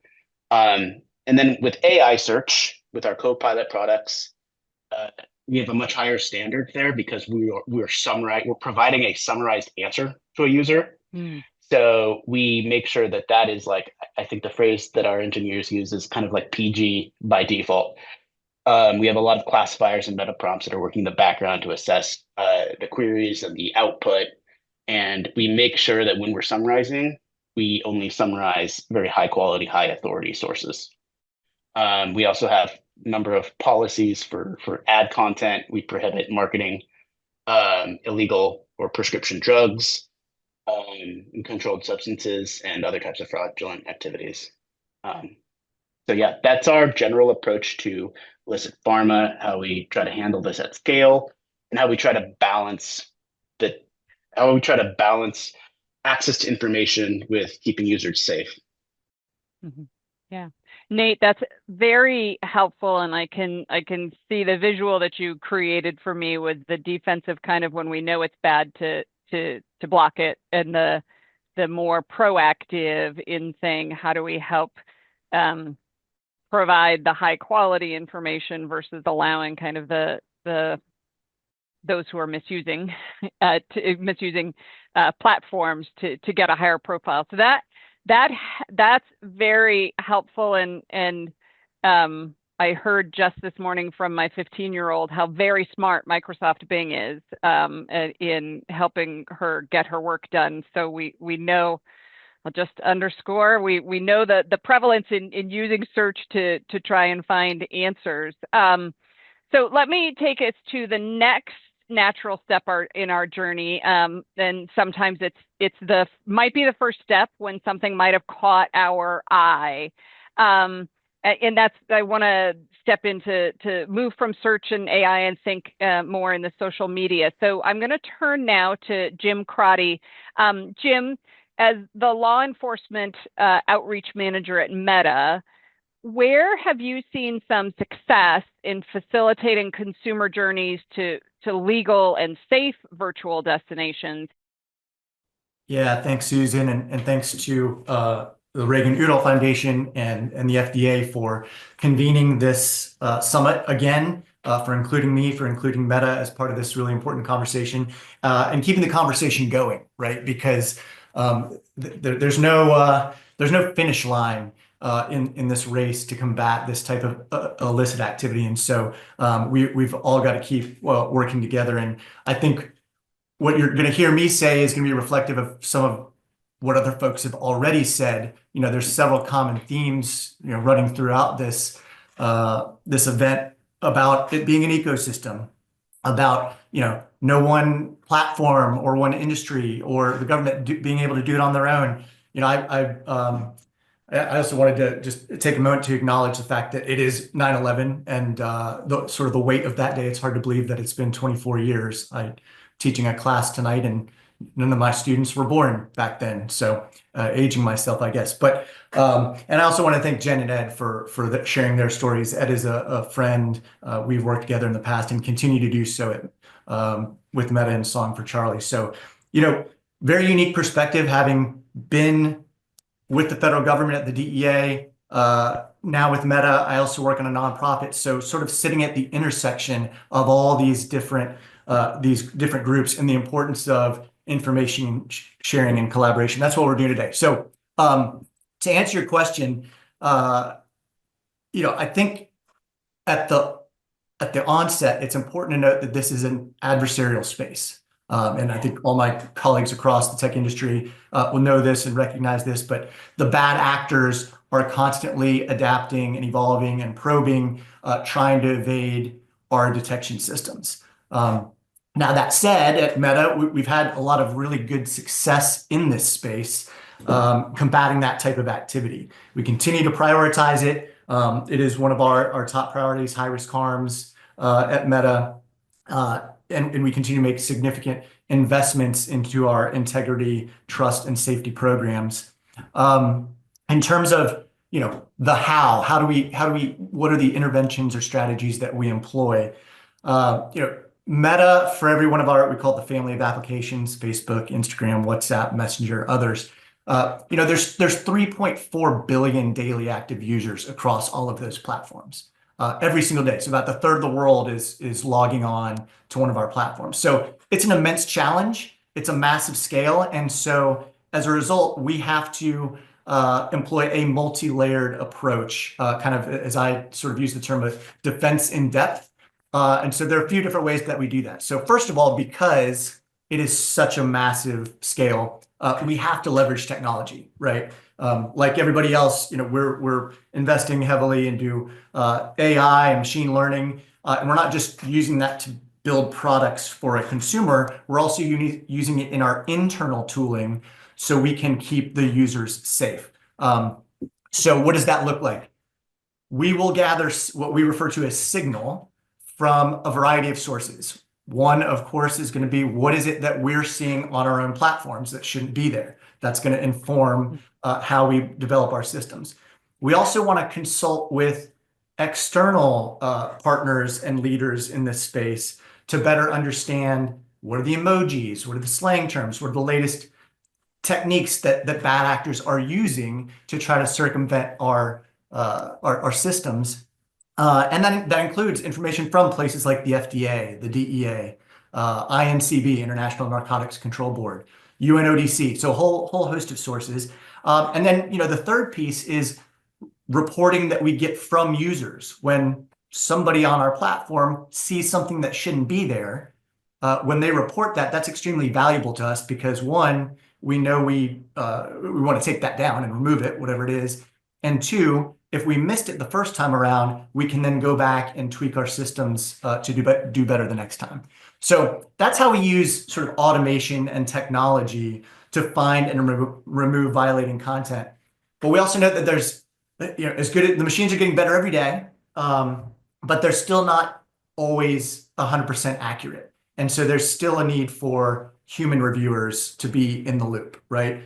Machines are good at a lot of things. They're not so good at things like nuance and context and humor. And so that's where the human review teams come in. If the technology is unable to make a determination, what we have literally thousands of people around the world reviewing that content every day. We also work very closely with law enforcement. One, of course, is responding to legal process requests. We have a very robust system to do that. Law enforcement comes to us with subpoena, a search warrant, et cetera. We will provide the data that they've requested. But we're also trying to be more proactive. And it's good to see Stephen here on the panel with me. He and I have been out on the road together with DEA, providing training to their investigators in various field divisions around the country. That's in close partnership with DEA. So, I think that's a great example of, that partnership, public-private partnership that we're talking about. And it's not just limited to the federal government, of course. There's also our state and local partners. I know Ed gave a nice shout out to the HIDA program, and they're a really good convener of all the law enforcement authorities. On that theme of partnership, and I hope I'm not stealing too much of Stephen's thunder here, but we're going to turn to him next, so don't steal it all. It's all right. but signal sharing between industry partners too, right? So SNAP was among the first to join. We have an illicit drugs threat exchange, and we are, this is all like an automated thing where they're sharing signals with us and we're sharing signals with them constantly, because we know that bad guys will exploit multiple different platforms, and we want to try to prevent that. Another example, sort of at a global level, and again, SNAP is part of this too, but the Alliance to Prevent Drug Harms. This is a Department of State, UNODC-led initiative along with the tech industry, launched last summer. The website should be launching here shortly, which will have additional resources, and again, another sort of venue to bring folks together. And then I think lastly, I just want to note the importance of these communities, right? So a lot of these parent organizations like Song for Charlie, a lot of them started on our platforms. That's how they found their community. They made these connections in the first place. And with that reach that we have, we want to be able to leverage it for good. And we want to amplify the positive messages of prevention and treatment and recovery. And so we also partner, Song for Charlie, I've referenced a couple times, but there are a lot of other leading nonprofits that we work with to do that. So with that, I will yield my time back. Thanks. Jim, that was great and helpful for us as we think about the as you were talking about, kind of deploying technology and the interventions, and then recognizing that there's folks on the other side who are deploying it for the opposite. But you mentioned continuing our online journey, and your colleague Stephen Dufresne from Snapchat, who's here. Stephen, you have a title that conveys your importance and engagement in this topic, as well as Safety Operations Team Manager. So what would you highlight, if we think about the process of what happens in the misuse of your ecosystem? Tell us about your efforts at Snapchat. Yeah, absolutely. So hi, Susan, thank you for having me. It's an honor to be here, especially with these amazing industry experts. Jim, great to see you. I also want to extend my condolences to the Frank and Turnan families and thank them for their strength and being willing to share their story. I've met Ed in person. I've shared tears with Ed, and I had tears for the Frank family in that moment. It's very sad to see. So as far as what we're doing here at SNAP, I work with our outreach team, which is a part of our safety operations organization. So that includes our trust and safety organization, as well as our law enforcement operations team. And so it's a wide variety of data that we're receiving about what's going on Snapchat. So from our trust and safety team, as Jim had mentioned on the meta side, or not the meta side, sorry. Yeah, meta side, they're receiving in-app reports from their users, just like we are. So we're receiving in-app reports from users about content on the application. We also have proactive detection. So one thing we have in the application is we're able to proactively detect 90% or over 90% of drug content before it gets reported to our safety operations team. So that's an area for proactive detection that we've invested heavily in and continue to improve as the ecosystem and environment shifts. So additionally, we have our law enforcement operations team, which handles legitimate law enforcement requests for user data across the world. So that's also another signal as far as potential bad actors and drug proliferating on the platform. So we use that for potential further investigation and proactive escalation to organizations like the DEA. So on top of some of the efforts we're doing operationally, Snapchat as an app was designed with privacy and safety in mind. And so there are key privacy settings that are set to strict standards by default. So for example, we don't allow anyone to be messaged directly by anyone who they haven't already added as a friend or isn't in their phone contacts. So in order for you to communicate with someone, they have to accept your friend request. Additionally, we also have in-app resources for when users are searching for some of these drug-related keywords or terms or emojis. So that's called Heads Up, and that's our in-app portal that distributes expert resources to Snapchatters or who are searching for these a range of drug-related terms and slang. And as John Herzig noted before, more education is needed. So this is a really valuable part of the application that we are continuously updating. On the parent side, and so I think that's a really important side too. For parents, we continue to enhance what we call Family Center. And so this is a suite of parental tools that provides parents and caregivers insight into their teens' activity on Snapchat. So, for example, who they may be communicating with in a one-to-one or group chat, who some of their new friends are, and also offers the parents an option to easily report that account to our team for further review and action.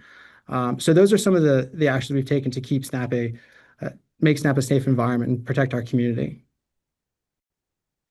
Stephen, that's equally instructive in kind of thinking about the built-in upfront controls and then the listening that you're doing and the use of the signals that you get to intervene, and then to helping with that, what was Ed's phrase, just say no, with the KNOW to help with the no.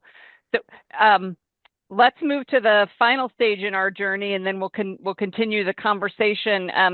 We know, whether seeking products and being kind of drawn into the illicit web, or intentionally seeking controlled substances outside of the system, that the purpose of the journey is a purchase.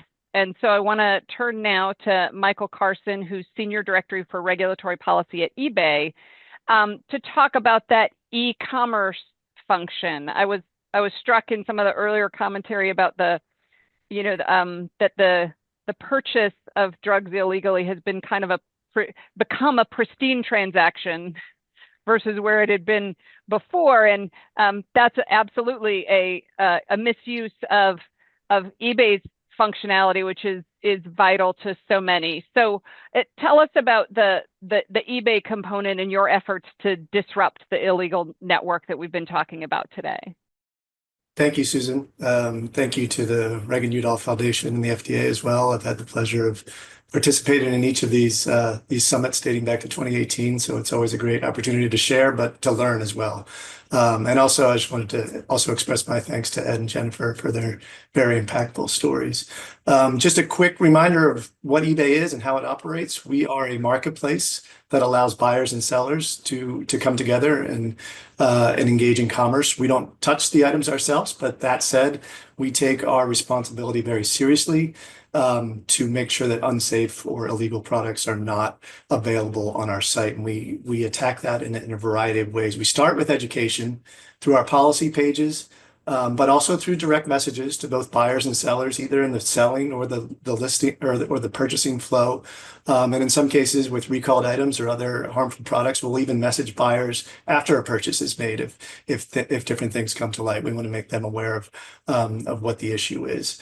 But we don't stop there. We actively enforce these policies. And with a site that has over 2 billion listings at any one time, to echo Jim's comments, we use a combination of technology. Obviously, you have to use technology, but you do need that human element. You have to train that technology right the first time, or you'll be going off down the wrong road. And then you use that technology to sustain yourself going. And a good example of how we've done both of that is with an issue that's been raised times already today with recent warnings around kratom, highly concentrated kratom products, the 7-OH products that came out in July from the FDA this year. I've been at the company for 20 years, and we've had a long-term relationship with the FDA. And I was fortunate enough to get a heads up before the public announcement was made that this was a growing issue. And that allowed us to quickly use both of those tools. The human element, because we didn't have necessarily for these new types of product. Kratom itself is something we have prohibited for a while, but these new designer types of products with different names that we maybe weren't aware of, we were able to quickly deploy our teams to manually search the site, identify those listings, obviously take them down, but use that information to then feed into our technology going forward to understand what we want to tackle in the future. And so that allowed us to get a head start on things. And often, while these public announcements are great and they gets the word out and makes people aware, it can also change behaviors of people too. It can create a bit of a feeding frenzy. A supply and demand of people that have the product and say, oh my gosh, this is going to be illegal soon, I better get rid of it. Or buyers that weren't even aware of it and maybe are curious about things, or sellers starting to change the way that they're listing them using different keywords. So being able to just get ahead, even if it's a couple of days or a couple of weeks, was really fortunate. And so that's one of the things I think, we can think about going forward, is how we get that information when these new issues crop up, and we can be as on top of it as possible. Yeah, Mike, I appreciate that, particularly the idea, right? Like if this is as FDA and others would frequently do on any other public health issue, you think about who do we need to communicate with first so they're prepared to respond to the questions. I think you're observing that the action to better protect against those products is stronger when this group, you have the heads up and can protect against, as you said, that I could only imagine, like a fire sale, deep discount. Right. We have the tools that we can deploy. We just need to know where to point that, right. Those tools. Right.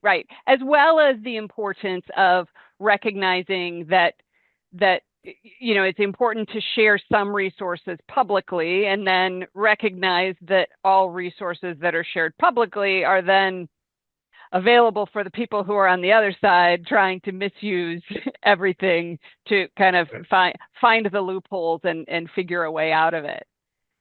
That very helpful. So you've all shared what I would capture as kind of what's going well in your efforts, and really helpful to hear the diligence with which each of you is approaching the protection of your users and the protecting against the misuse of your platforms. But we know we also still have a problem and are trying to keep ahead of the criminal network on the other side. But could we talk a bit about what are some of the challenges that you're facing? And I'll let you kind of volunteer and jump in here, but if nobody unmutes, Jim, I'm going to turn to you first to say, would you open up a bit about those challenges? Well, I'll volunteer before I'm selected. So I mean, and I think you said, Susan, it's diligence, it's vigilance. I mentioned that this is an adversarial space and it's constantly evolving. That's true of the drug trade, and it's also true of the online ecosystem. And so, we've got to continue to evolve and improve our own systems. Stephen mentioned, they find and remove upwards of 90% of the violating content before it's reported. I think it's, about the same for us, maybe even a bit higher. But we also know that 2, 3, 4%, whatever it is that we're missing, can be really bad stuff, right? So as I said, like, there's never going to be this moment where we say, oh, okay, we're done. We fixed it. It's just that continuous process improvement, and all the things that we're discussing here today. Thanks, Jim. And Mike, you jumped in before I had to even call on anybody else. I'll take the second round. And I think it's really a two-way street between industry and regulators and law enforcement. We can each teach each other things. And Jim and Stephen talked about training them, but they can also obviously give us the information on new trends that they're seeing, like new warnings coming out or other things that they're aware of if they're doing investigations. Maybe it's not even on one of our platforms in particular, but it could migrate to one of our platforms, or even that information that they're finding elsewhere could be very helpful to us. So I think not looking at it as either relying on government to tell us what to do or us telling them about technology, it's really that two-way street and sharing that information and figuring out the best way to quickly do it and not get bogged down in things that may, privacy concerns or other things that may slow down things. What can we do quickly that everybody can just agree on and start from there and not make, perfect the enemy of the good in this case? Right, because I think you all are experts in your systems that you run every single day, and so it's about the information that you need, to keep pace with the misuse of your systems. To then say, all right, how do we bring that in? Stephen, do you want to say anything about the challenges that you know, what is it you're thinking? Yeah, we're going to do better on that. Yeah, and I think as Jim and Mike had mentioned, detection and evasion is something that we're constantly evolving and trying to address. So when we remove a bad actor from the platform, how can we keep them off the platform? So from like a tech perspective, in addition to some of the keyword filtering and the new data that we receive from industry and law enforcement, there's also tech efforts that we have as well. So one thing, we were an early adopter of Google's device recall beta program. So that helped us prevent block bad actors after we've removed them from the service, even if they've restored their device. So there's new technology that's coming out as well to help us address some of these bad actors that keep coming back. Thanks, Stephen. Nate, anything you want to chime in on there? Yeah, sure. So yeah, some of these things have been mentioned before, but identifying new slang and unique keywords to help us trigger our interventions is always something that we are trying to catch up to. And for that, we really do kind of look to experts in industry and in government to kind of help fill that. Yeah, and in search again, we really try to balance respect for access to information and third-party publishing rights with all the protecting users from harms that they're not expecting to encounter, but also harms that they are looking for. And again, working with outside groups is really helpful there. So it's not Microsoft telling the users we don't want to editorialize the internet, but we need to keep users safe. And that's a very real tension that it's very useful to partner with other groups and other companies for that stuff. And one final thing that is kind of a challenge, I think, for us is our expanding our deterrent messaging and PSAs to other markets. As we all know, this problem isn't just limited to the US, and it's not just limited to one service or another. Bad actors are really good at exploiting the gaps in between nations and in between services. So we want to make sure that we expand our defensive tactics as wide as we can. So with new markets, we want to make sure that, again, we are not being the authority. We're pointing to local resources and providing stuff that is relevant for those users where they are. So yeah, I would say that that's probably a good summarization of our challenges and kind of how we look to solve those. Yeah, and Nate, what I heard there is not only the underscoring of the need for collaboration and getting folks to work together, but it's not only about the information that you might share, but the collective intelligence that you gain by talking about it and sharing, and then it's not that you're the experts per se, but you're pointing to the experts and can use that information. We have time for one last rapid fire question. So I'll warn you, I'll give you the long wind up that I'm going to ask for one step or one element of information or one partner that might make a difference and strengthen our collaborative efforts here. And when I say collaborative efforts, I'm thinking about the description we've had in some of the conversations that, it's a little bit of whack-a-mole, that there's a bad actor, so you take them down, and then you're doing the proactive things. And each of you said that collaboration was essential to defeat the criminal network on the other side. So I'll turn to you each for that. What's one step or one element of information or one partner that might make a difference as we try to pursue these collaborative efforts? And I'm going to tell you the order I'm going to call on you. I'm going to say Mike, Stephen, Nate, and we'll close with Jim. So Mike, you get to run at it first. Sure. I would say a forum on a regular basis where both companies that are in this ecosystem and even, like I said, you look at us as the tech panel, but our companies are all vastly different. So we even made subgroups of tech companies in the ecosystem with like-minded approaches to this, and with law enforcement and/or regulators at the table sharing information more consistently, whether that's keywords, trends, things that we're seeing, things that they're seeing, having that as a regular forum that we can share that information quickly and effectively.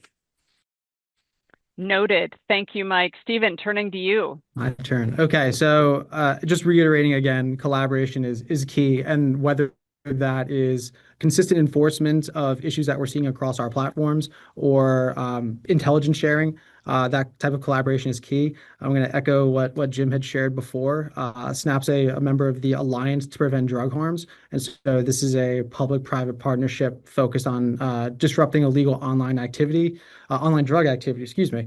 And so we're doubling down on awareness raising and educational efforts, both online and off. And so I believe this is a collaboration with the State Department, UN, ODC, Meta, X, and so this is something that we continue to advance. So that collaboration is key, and like Mike had said, with both industry and law, government, so on. Like everyone needs to come to the table for this type of collaboration. Yeah. Excellent. So we have thoughts on how the what's a productive collaboration, how to have those conversations, and then, additional sense of what should be shared in those. Not that we're taking all the content off the table, but Nate, what would you add to that? And then Jim, you're going to have the hardest part going last. Nate. Oh, Nate, I need you to unmute. That'd be helpful. I would just echo the public and private partnerships piece. Having somebody in our client group that is focused on those partnerships has been really helpful. Building trust with not just governments, but NGOs and other companies too. The trust thing is important. I would say, like, we've had good success working with Meta in the past and their threat exchange and info sharing from them. So that's been great. So I think finding what works best for like your service, and then to sort of like having an open mind, because we're here with a shared purpose. Yeah, Nate, that's instructive in thinking about the approach and the shared purpose. Thank you on that. Jim, I'm going to let you close it out. Yeah, thanks. No pressure. I think you're all right. I think, so, I mean, the reality is it's probably not going to be just one step or one partner or one element, right? It's going to take a lot of different things to keep moving forward. But I think everyone has said in sort of a different way how important it is to bring us all together to, one, so everyone has a seat at the table, and then so we have a way to share that information amongst ourselves. And so I don't know exactly what that looks like. Maybe it's the threat exchange. Maybe it's more FDA roundtables. Maybe it's the Alliance to Prevent Drug Harms. Maybe it's all the above or something completely different. But there certainly seems to be that need, as I think everyone is kind of expressed here today. Yeah, and that underscores, Jim, all of that activity that you've described helps with the trust that Nate mentioned, because I think we know in any of these types of collaborations, trust isn't built by, an outreach that says, hey, can we work together? It's built by having the conversations, approaching it with intentionality, and working together through challenges. So I will note, I observed in the Q&A that there was a great question about perhaps using youth as a source to help identify those search terms in emojis. So I'll just throw that all to you as an idea rather than a question. And it's probably an idea that many in your teams have been thinking about.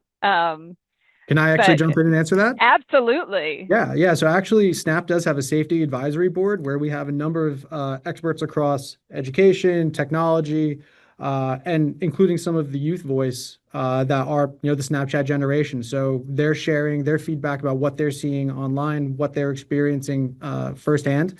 And so part of that is, it's part of the drug talk and the exploitation side. So definitely something we get that information or get that feedback from members of that generation.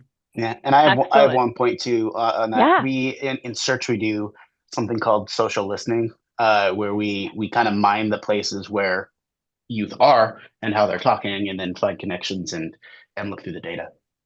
Yeah, that's I'm sure very helpful to your efforts. And it's I think about it as the technology application of the social listening that every parent does when they have teenagers in the car and are encouraging them to speak freely so that we know what they're talking about. I have to say, Mike, Nate, Stephen, Jim, this was so helpful to learn from you and think through what are some of the things that we can do collaboratively to address the criminal element on the other side. So thank you for joining. We are grateful for your engagement and partnership. We know it'll take all of us working together to get ahead of the bad actors. So thanks for investing your time. And we're actually going to turn to that global market question that Nate raised. So thank you. We'll turn now to our next session, because as we noted in some of the conversation so far, the illegal online sales of controlled substances is not unique to the United States or to any one geography. It's a battle that's playing out in a number of countries around the globe. And so we want to learn from others about how the crisis is playing out globally, as well as efforts that are being taken to address it. So we have three speakers who are going to help us do that, and I will introduce each in turn, but you see here we'll be joined by three individuals to speak to different dimensions of the global dynamics. So I'm first going to turn to Carrie Harney, who is with the U.S. Pharmacopoeia. Many would think that U.S. Pharmacopoeia is focused only on the U.S. market, but USP addresses a number of global issues, including fighting illegal online sales and counterfeits around the world. So I am just thrilled that we have Carrie Harney, who is Vice President for U.S. Government and Regulatory Affairs at USP, here to share some thoughts with us. Carrie, I'm going to turn the stage over to you. Well, thank you, Susan, and thank you, everybody, for the invitation to be here today. We certainly, it is very important to USP, this conversation, and we appreciate the opportunity to participate today and learn from all of the great panelists. As Susan said, I do work at USP, or U.S. Pharmacopoeia. For those who are not as familiar with USP, USP is a private scientific nonprofit organization founded in 1820 with a mission to improve global health through public standards and related programs that help ensure the quality, safety, and benefit of medicines and foods. We work to strengthen the supply chain and as Susan mentioned, not just the US supply chain, but really the global supply chain for medicines, so that the medicines that people rely on for their health are available when they're needed and work as intended. So as this slide shows, USP develops and publishes standards for drug products, including controlled substances. These standards are used in more than 140 countries across the world, and they help to ensure that medicines are safe, high quality, and are of the correct identity. And as you can see on this slide, standards span the supply chain. So we have standards that apply to raw ingredients before they're even in the medicines, all the way up to standards that help dispense medicines to patients and ensure that patients are getting quality medicines. And in the realm of controlled substances, we do have standards that help promote the safe handling and use of controlled substances in the home and healthcare settings. And collectively, these standards help ensure that legitimately obtained and regulated controlled substances are used as safely as possible. So while, we certainly think it's important to continue to work to strengthen the supply chain through quality standards, we also recognize the fact that the issues that we're talking about today aren't part of the regulated supply chain, especially when we're talking about patients obtaining controlled substances online. And indeed, we find that according to sources, 95% of online sellers or those purporting to be pharmacies online are actually operating illegally across the globe and in violation of local laws and relevant pharmacy practice standards.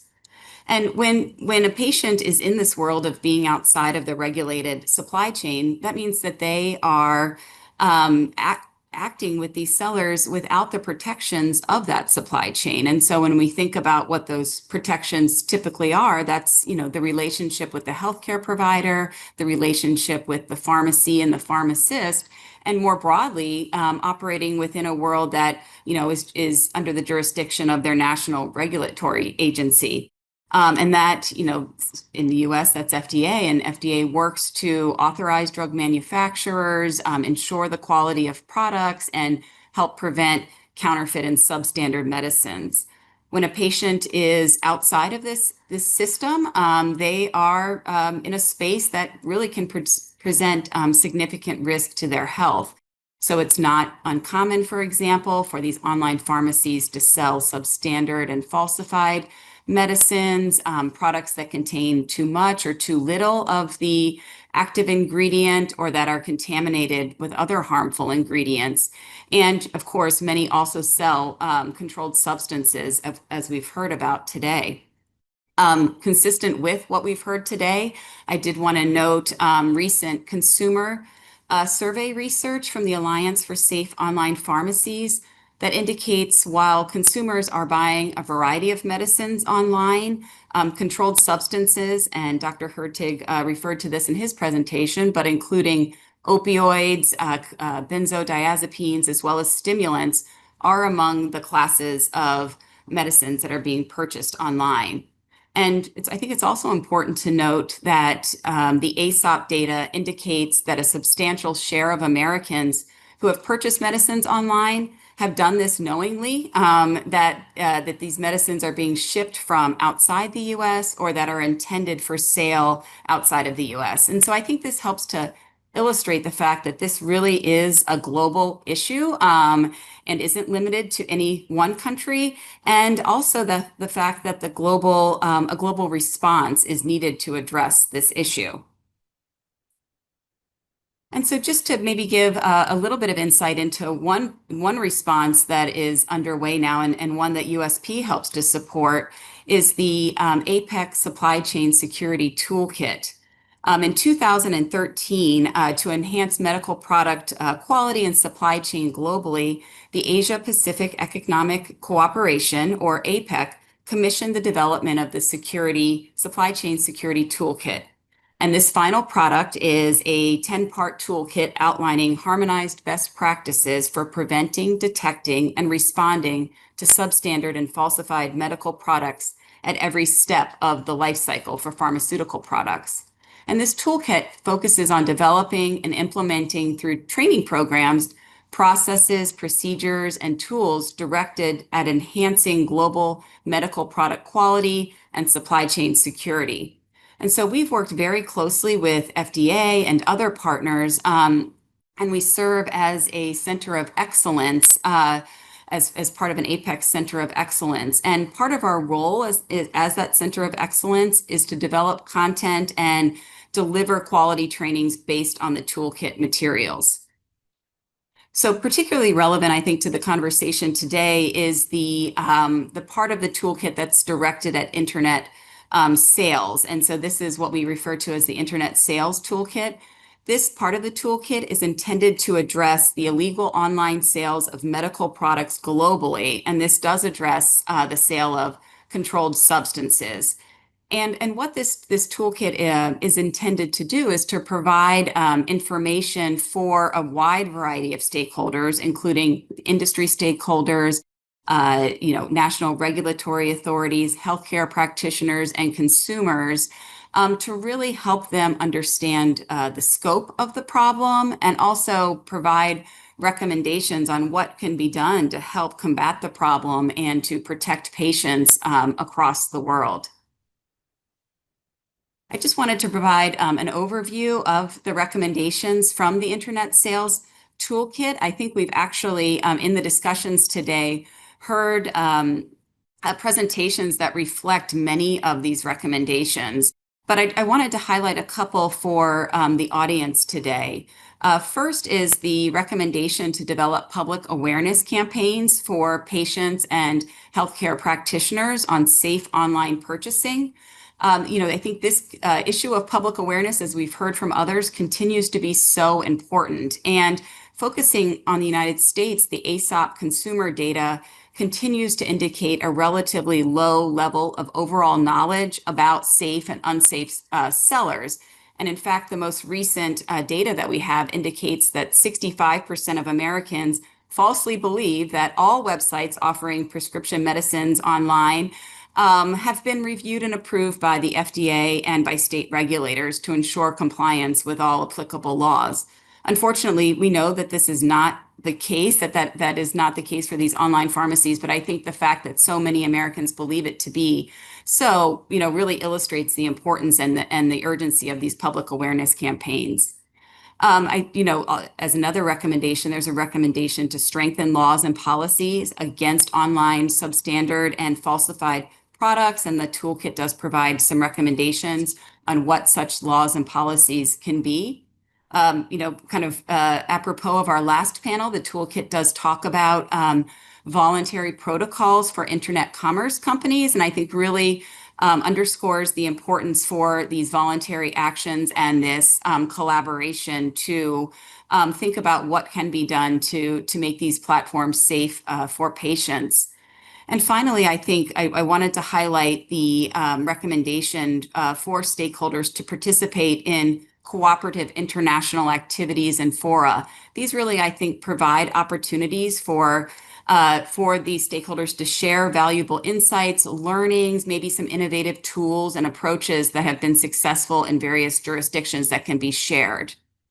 So USP continues to deliver APEC Center of Excellence trainings across the world, and as well as other partners too, who deliver these trainings. And in fact, I think a year or so ago, there was just a training in collaboration with Health Canada on the Internet Sales Toolkit recommendations that I think was very impactful in that jurisdiction.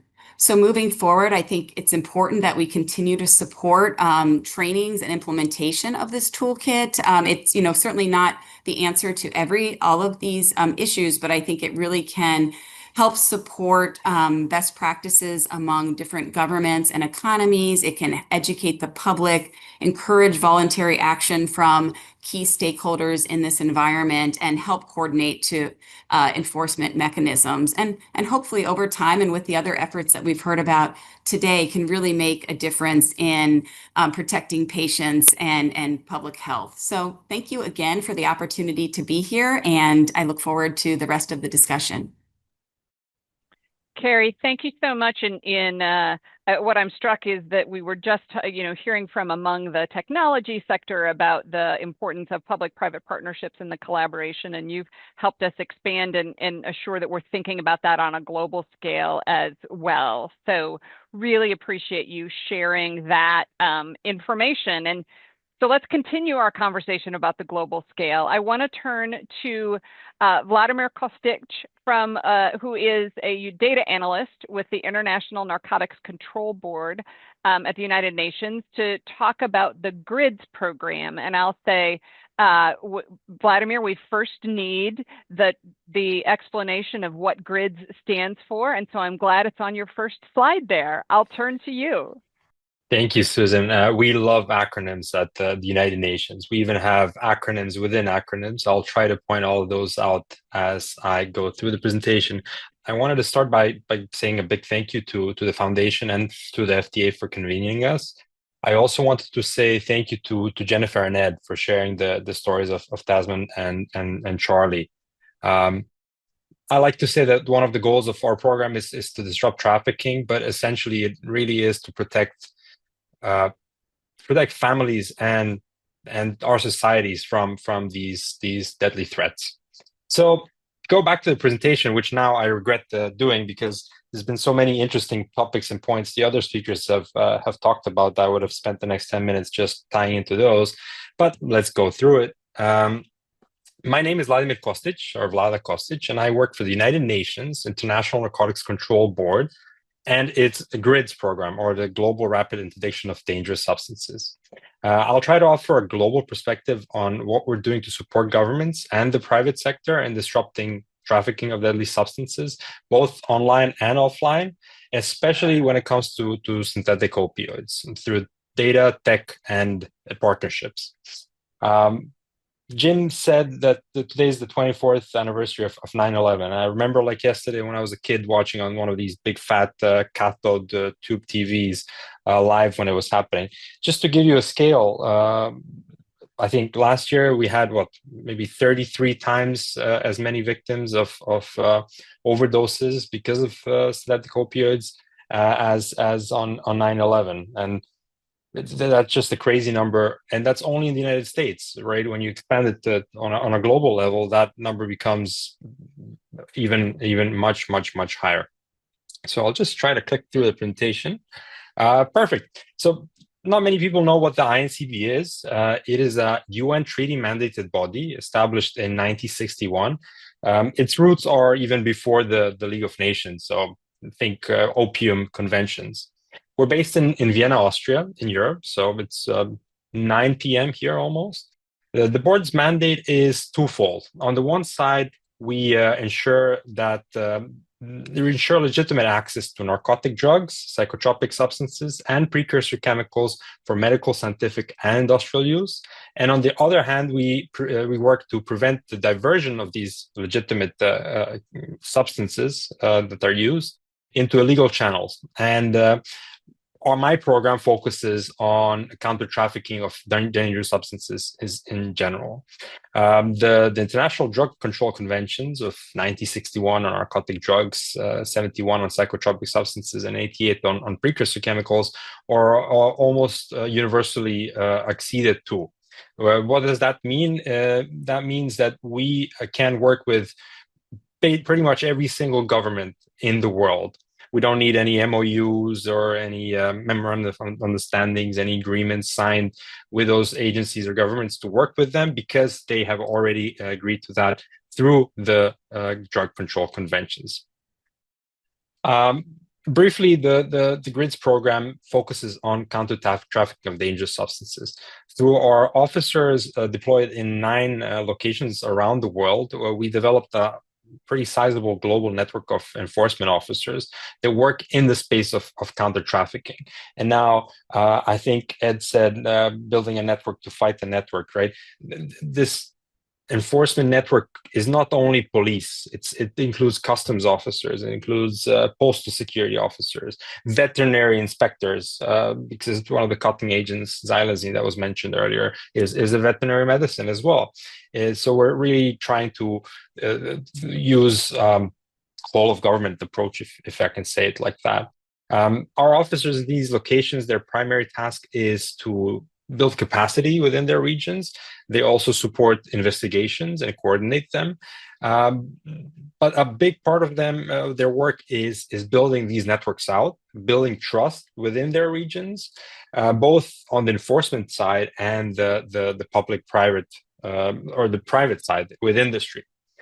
The enforcement network is then obviously complemented by the private sector partners that we engage on a voluntary basis through governments, through the respective governments, as well as with partnerships with basically every international partner that exists, Interpol, Europol, World Customs Organization, Universal Postal Union, just to name a few. My program, its head is our HQ is in Vienna, Austria. There we have our GRID Cyber Communications Center, which you can see there on screen. It hosts a suite of operational tools that we offer to governments at the great cost of zero, and I'll talk about them in a second. Our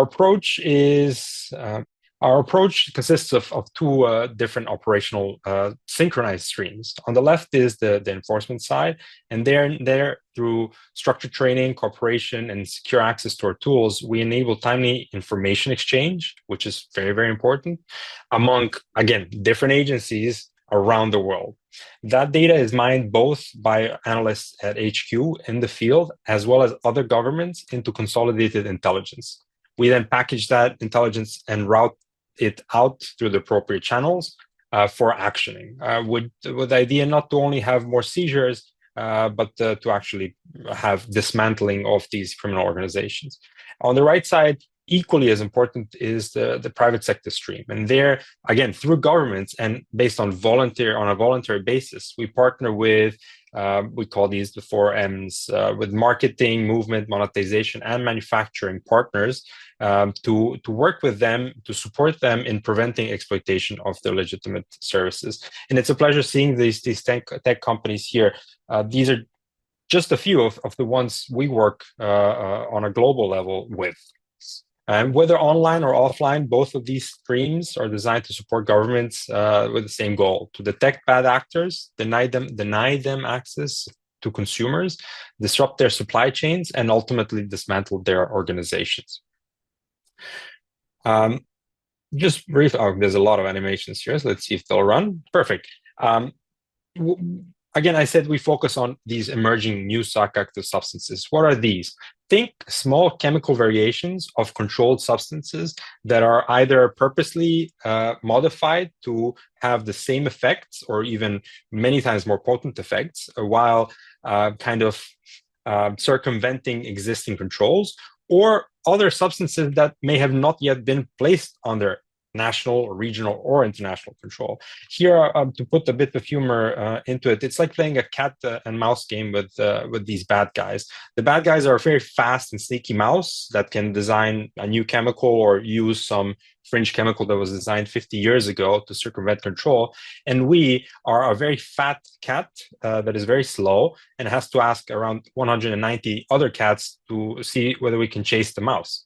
So by the time a substance is controlled, many, many more pop up. Just another slide to illustrate my graph, I guess, is the huge volume of synthetic opioids we're seeing around the world. It's really the amounts of seizures across the globe are staggering. The other panelists have spoken about controlled substances a lot throughout this summit, and while a lot of those deadly substances are controlled in the United States, a lot of them are not controlled in other countries.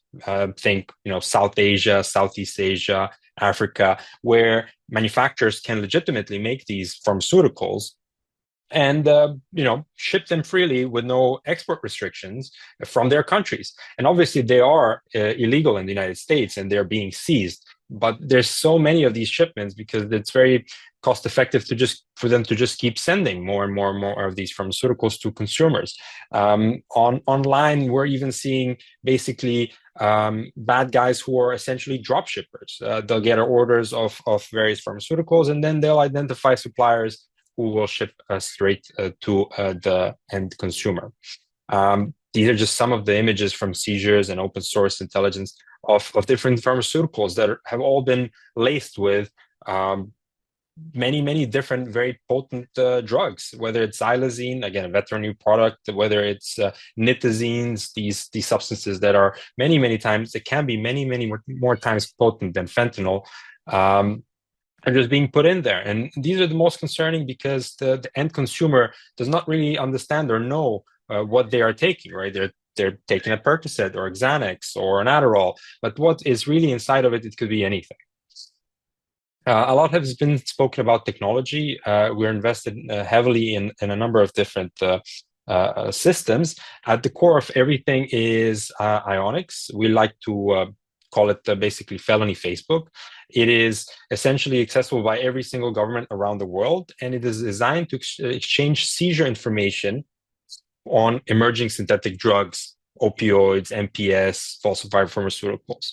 What makes it different than most platforms is that it contains very detailed information on who is exporting, who is sending the drugs, and who is importing, who is ordering the drugs. This includes street address information, contact numbers, tracking numbers, all these different data points, signals that are very useful for investigations, risk profiling, targeting, and finding the true source of where the drugs are coming from for backtracking, right?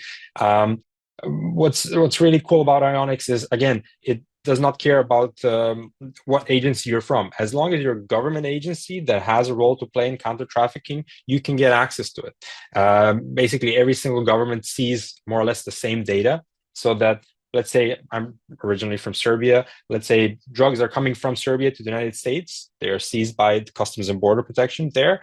CBP will communicate that information through Ionix, where the officers in Serbia will be notified, and hopefully they will either start an investigation or find out where these drugs are coming from, and then stop them from ever coming again. So again, goal is not just more seizures, it's actually finding the true source of the drugs. It is designed to allow countries to push out their borders, to conduct investigations on the outbound side, on the origin side. On top of Ionix, we have a number of different targeting tools built there that assist law enforcement in targeting, profiling, and again, protecting their communities.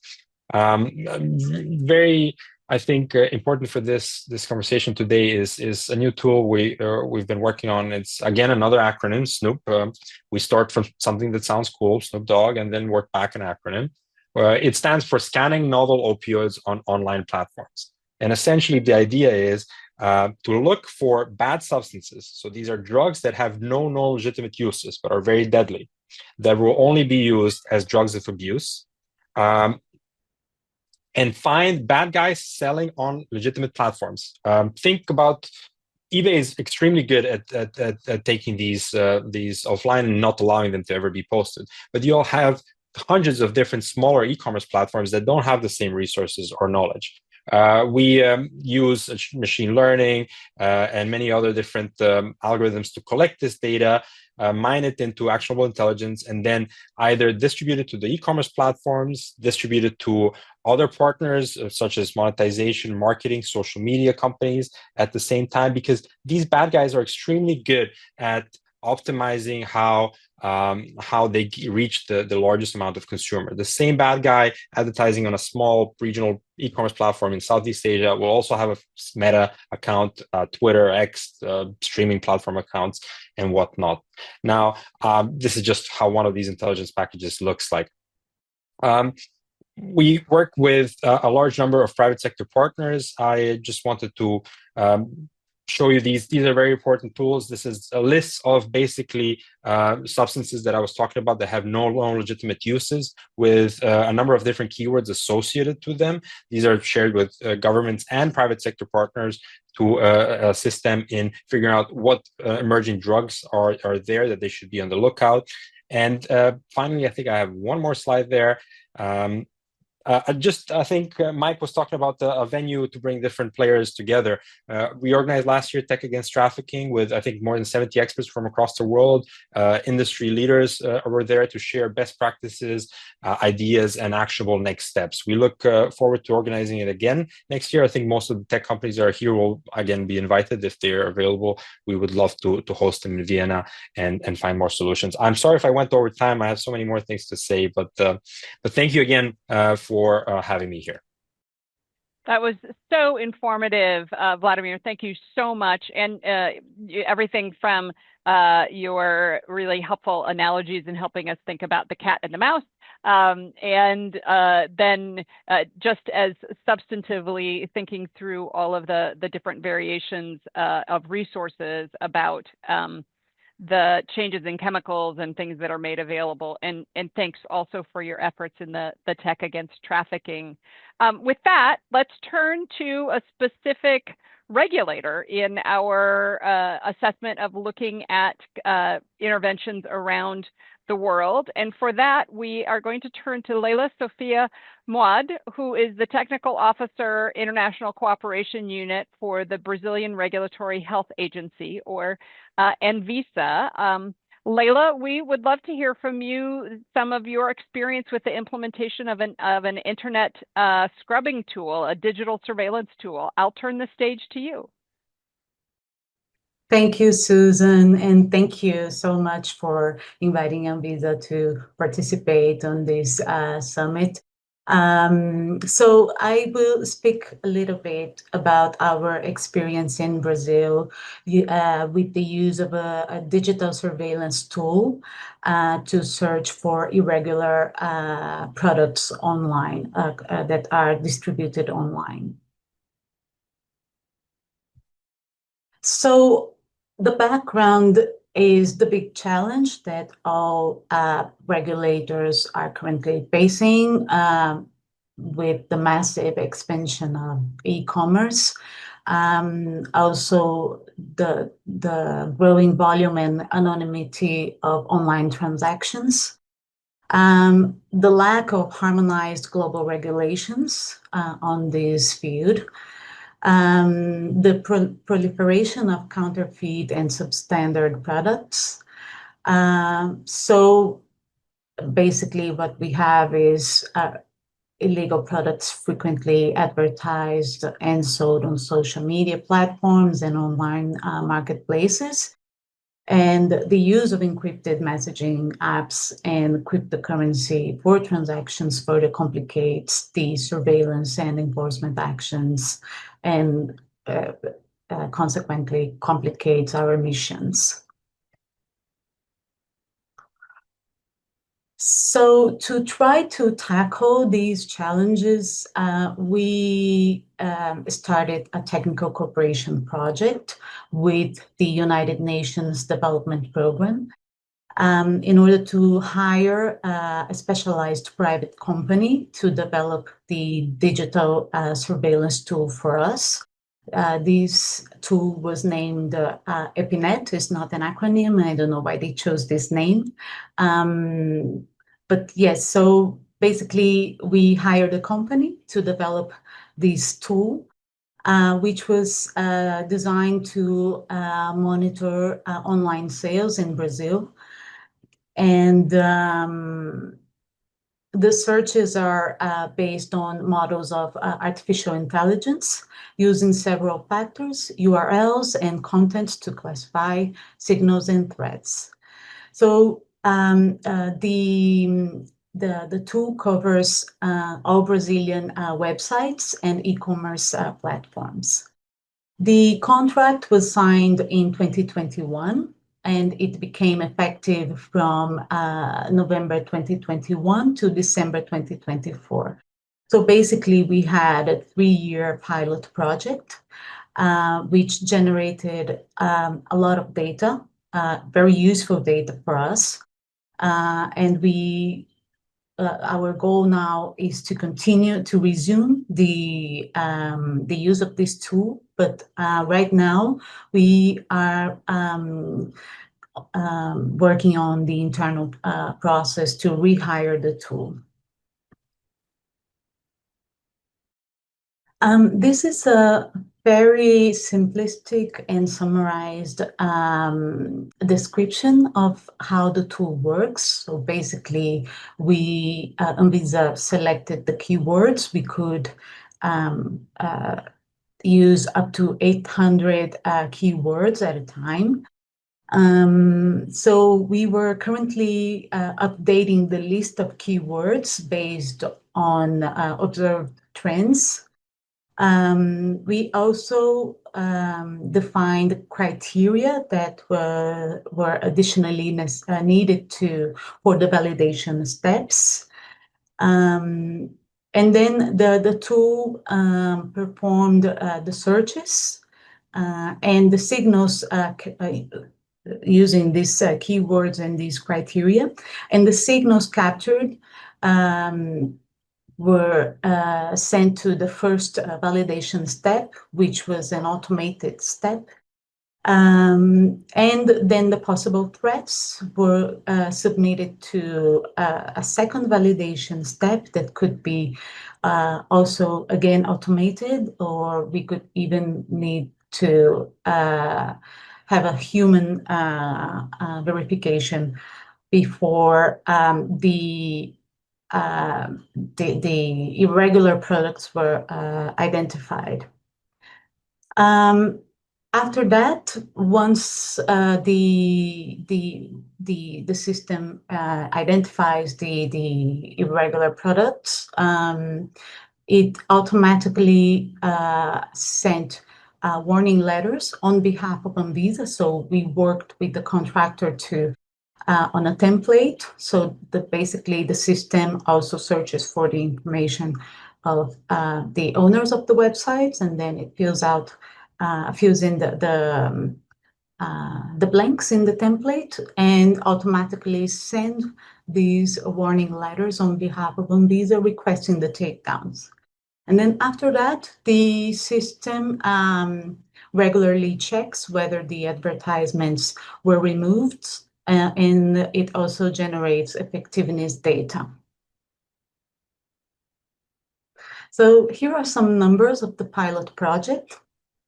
So during the 3 years project, the system captured more than 128 million signals, which were narrowed down into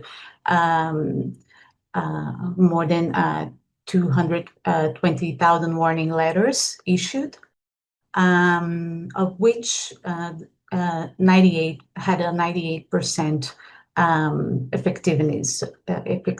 So we had takedowns of 98% of the warning letters issued. During the last stage of the pilot project, we also performed some investigations into the deep and dark web. We used this potential to search for controlled substances. One example was the search for the Vyvanse product, which is lisdexamfetamine. We searched for this substance for 6 months, and the system detected more than 54,000 mentions. So basically, what we could see is that what the system found is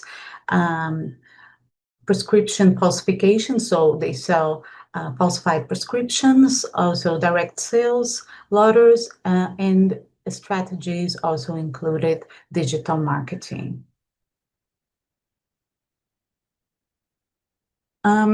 I apologize for the text in Portuguese. I just wanted to add this graph to show that the software also generates, also gathers data, and it is also able to design trend lines. So just to show a few findings of these investigations, these are examples of advertisements of prescription sales and also direct sales.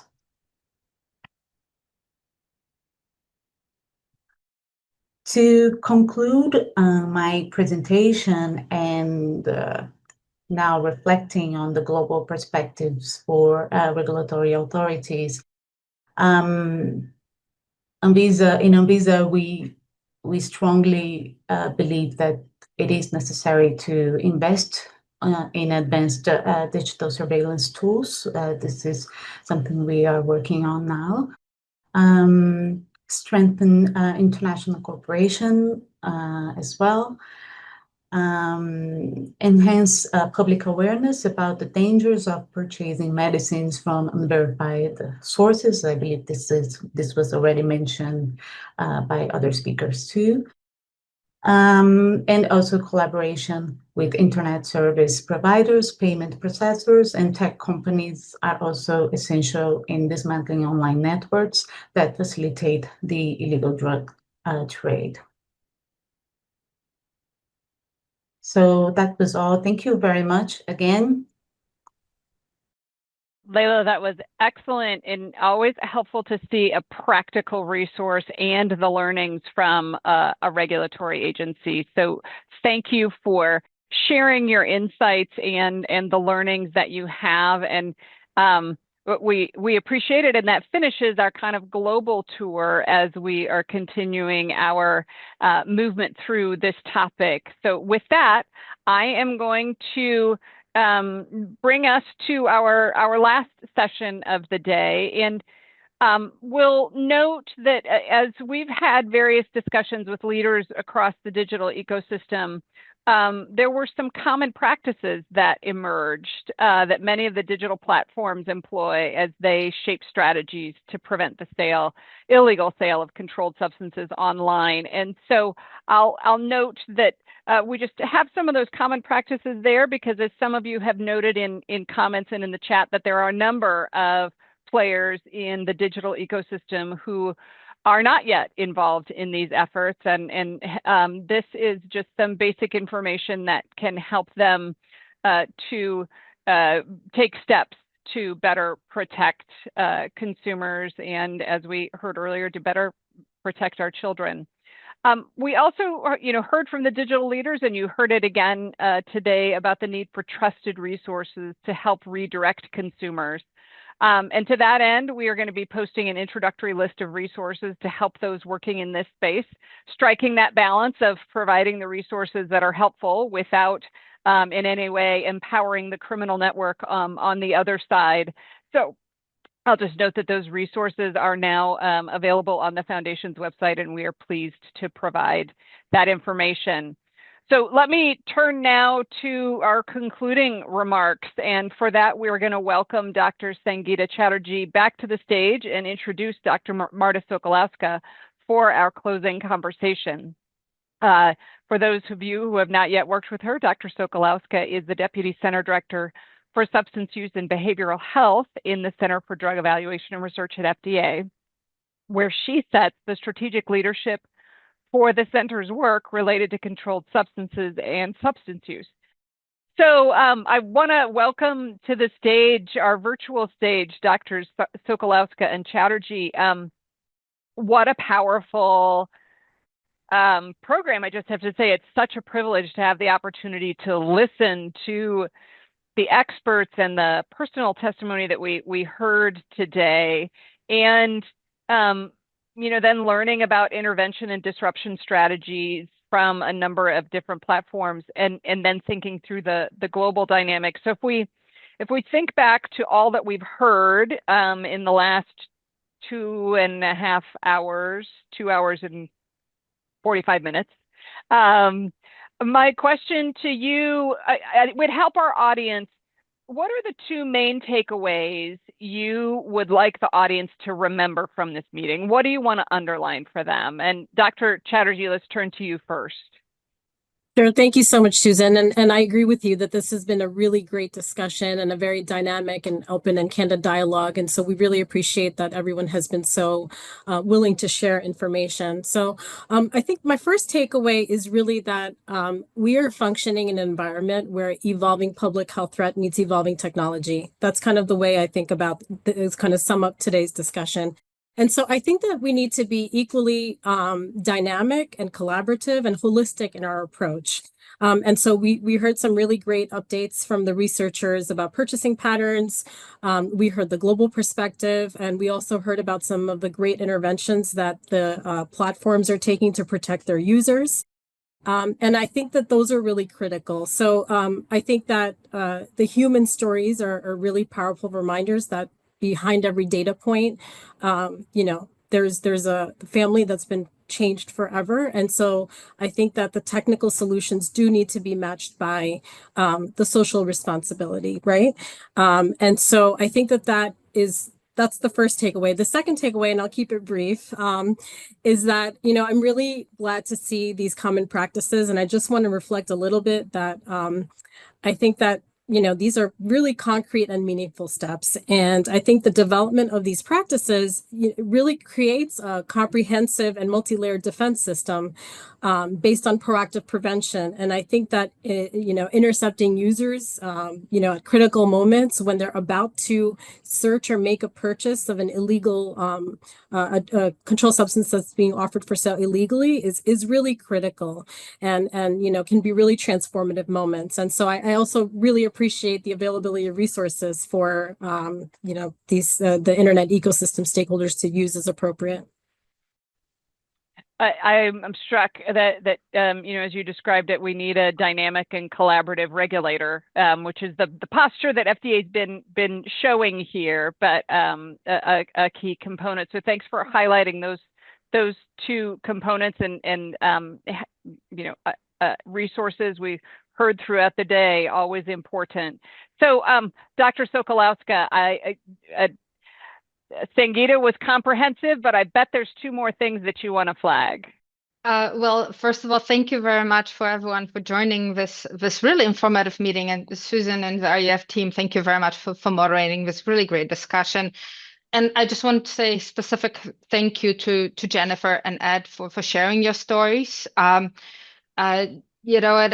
been working on trying to address the overdose crisis for many, many years.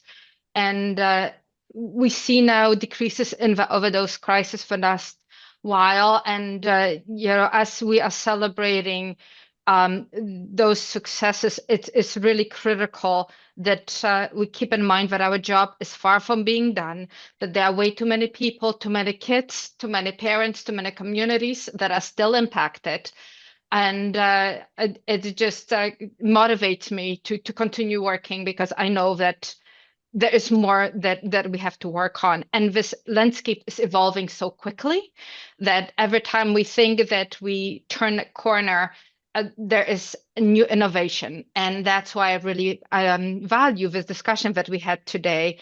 And throughout the 6 years, it's the sixth time that we have this meeting. What I really value is how we continue the evolution of learning, both on the demand and the supply side of control of this online access to controlled substances. Overall, understanding how, recognizing the fact that online access is here to stay, and we have to figure out how can we fit our messaging to limit to inform the demand appropriately, and control the supply as much as possible in appropriate format. So I really appreciate that, understanding how we evolve our understanding of the motives, why people are using, turning to online platform to get access to a variety of products, including controlled substances, sometimes when it's not illicit. It's really important, because that helps us to tailor our messaging appropriately.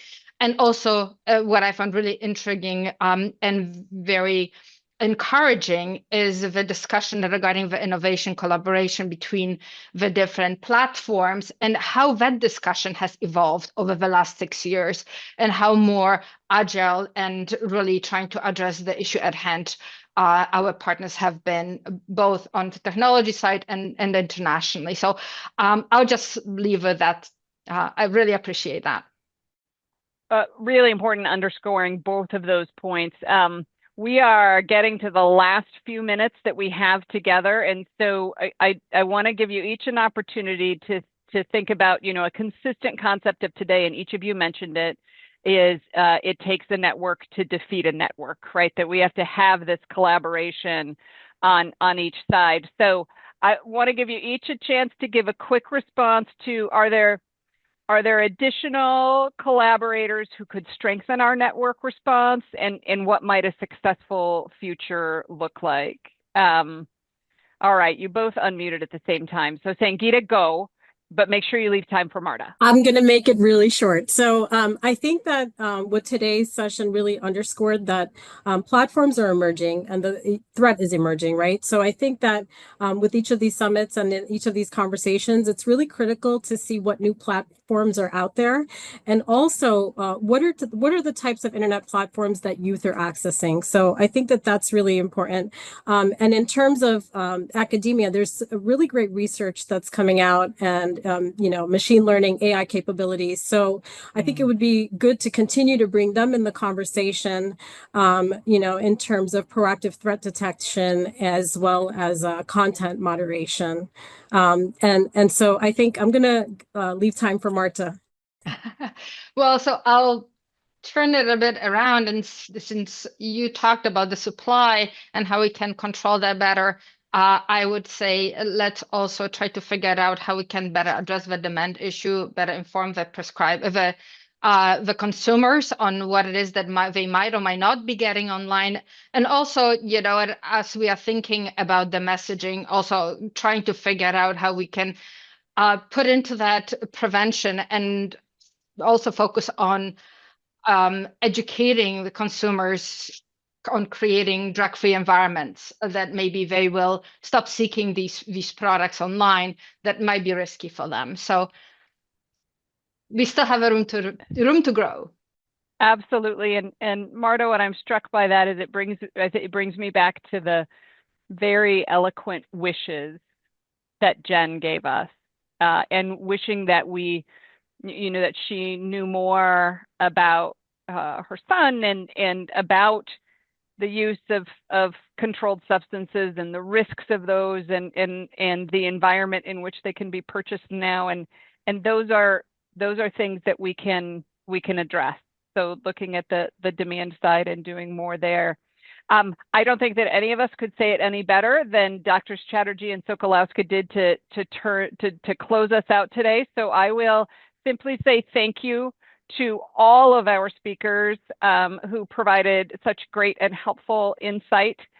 We hope they've answered some of the questions that you may have about the sale and purchase of controlled substances online, the risks, and what the future might look like as we take on additional work. Thank you for joining us today, and thank you for your efforts to make the online ecosystem a safer place and stop the illegal sale of controlled substances. Take care.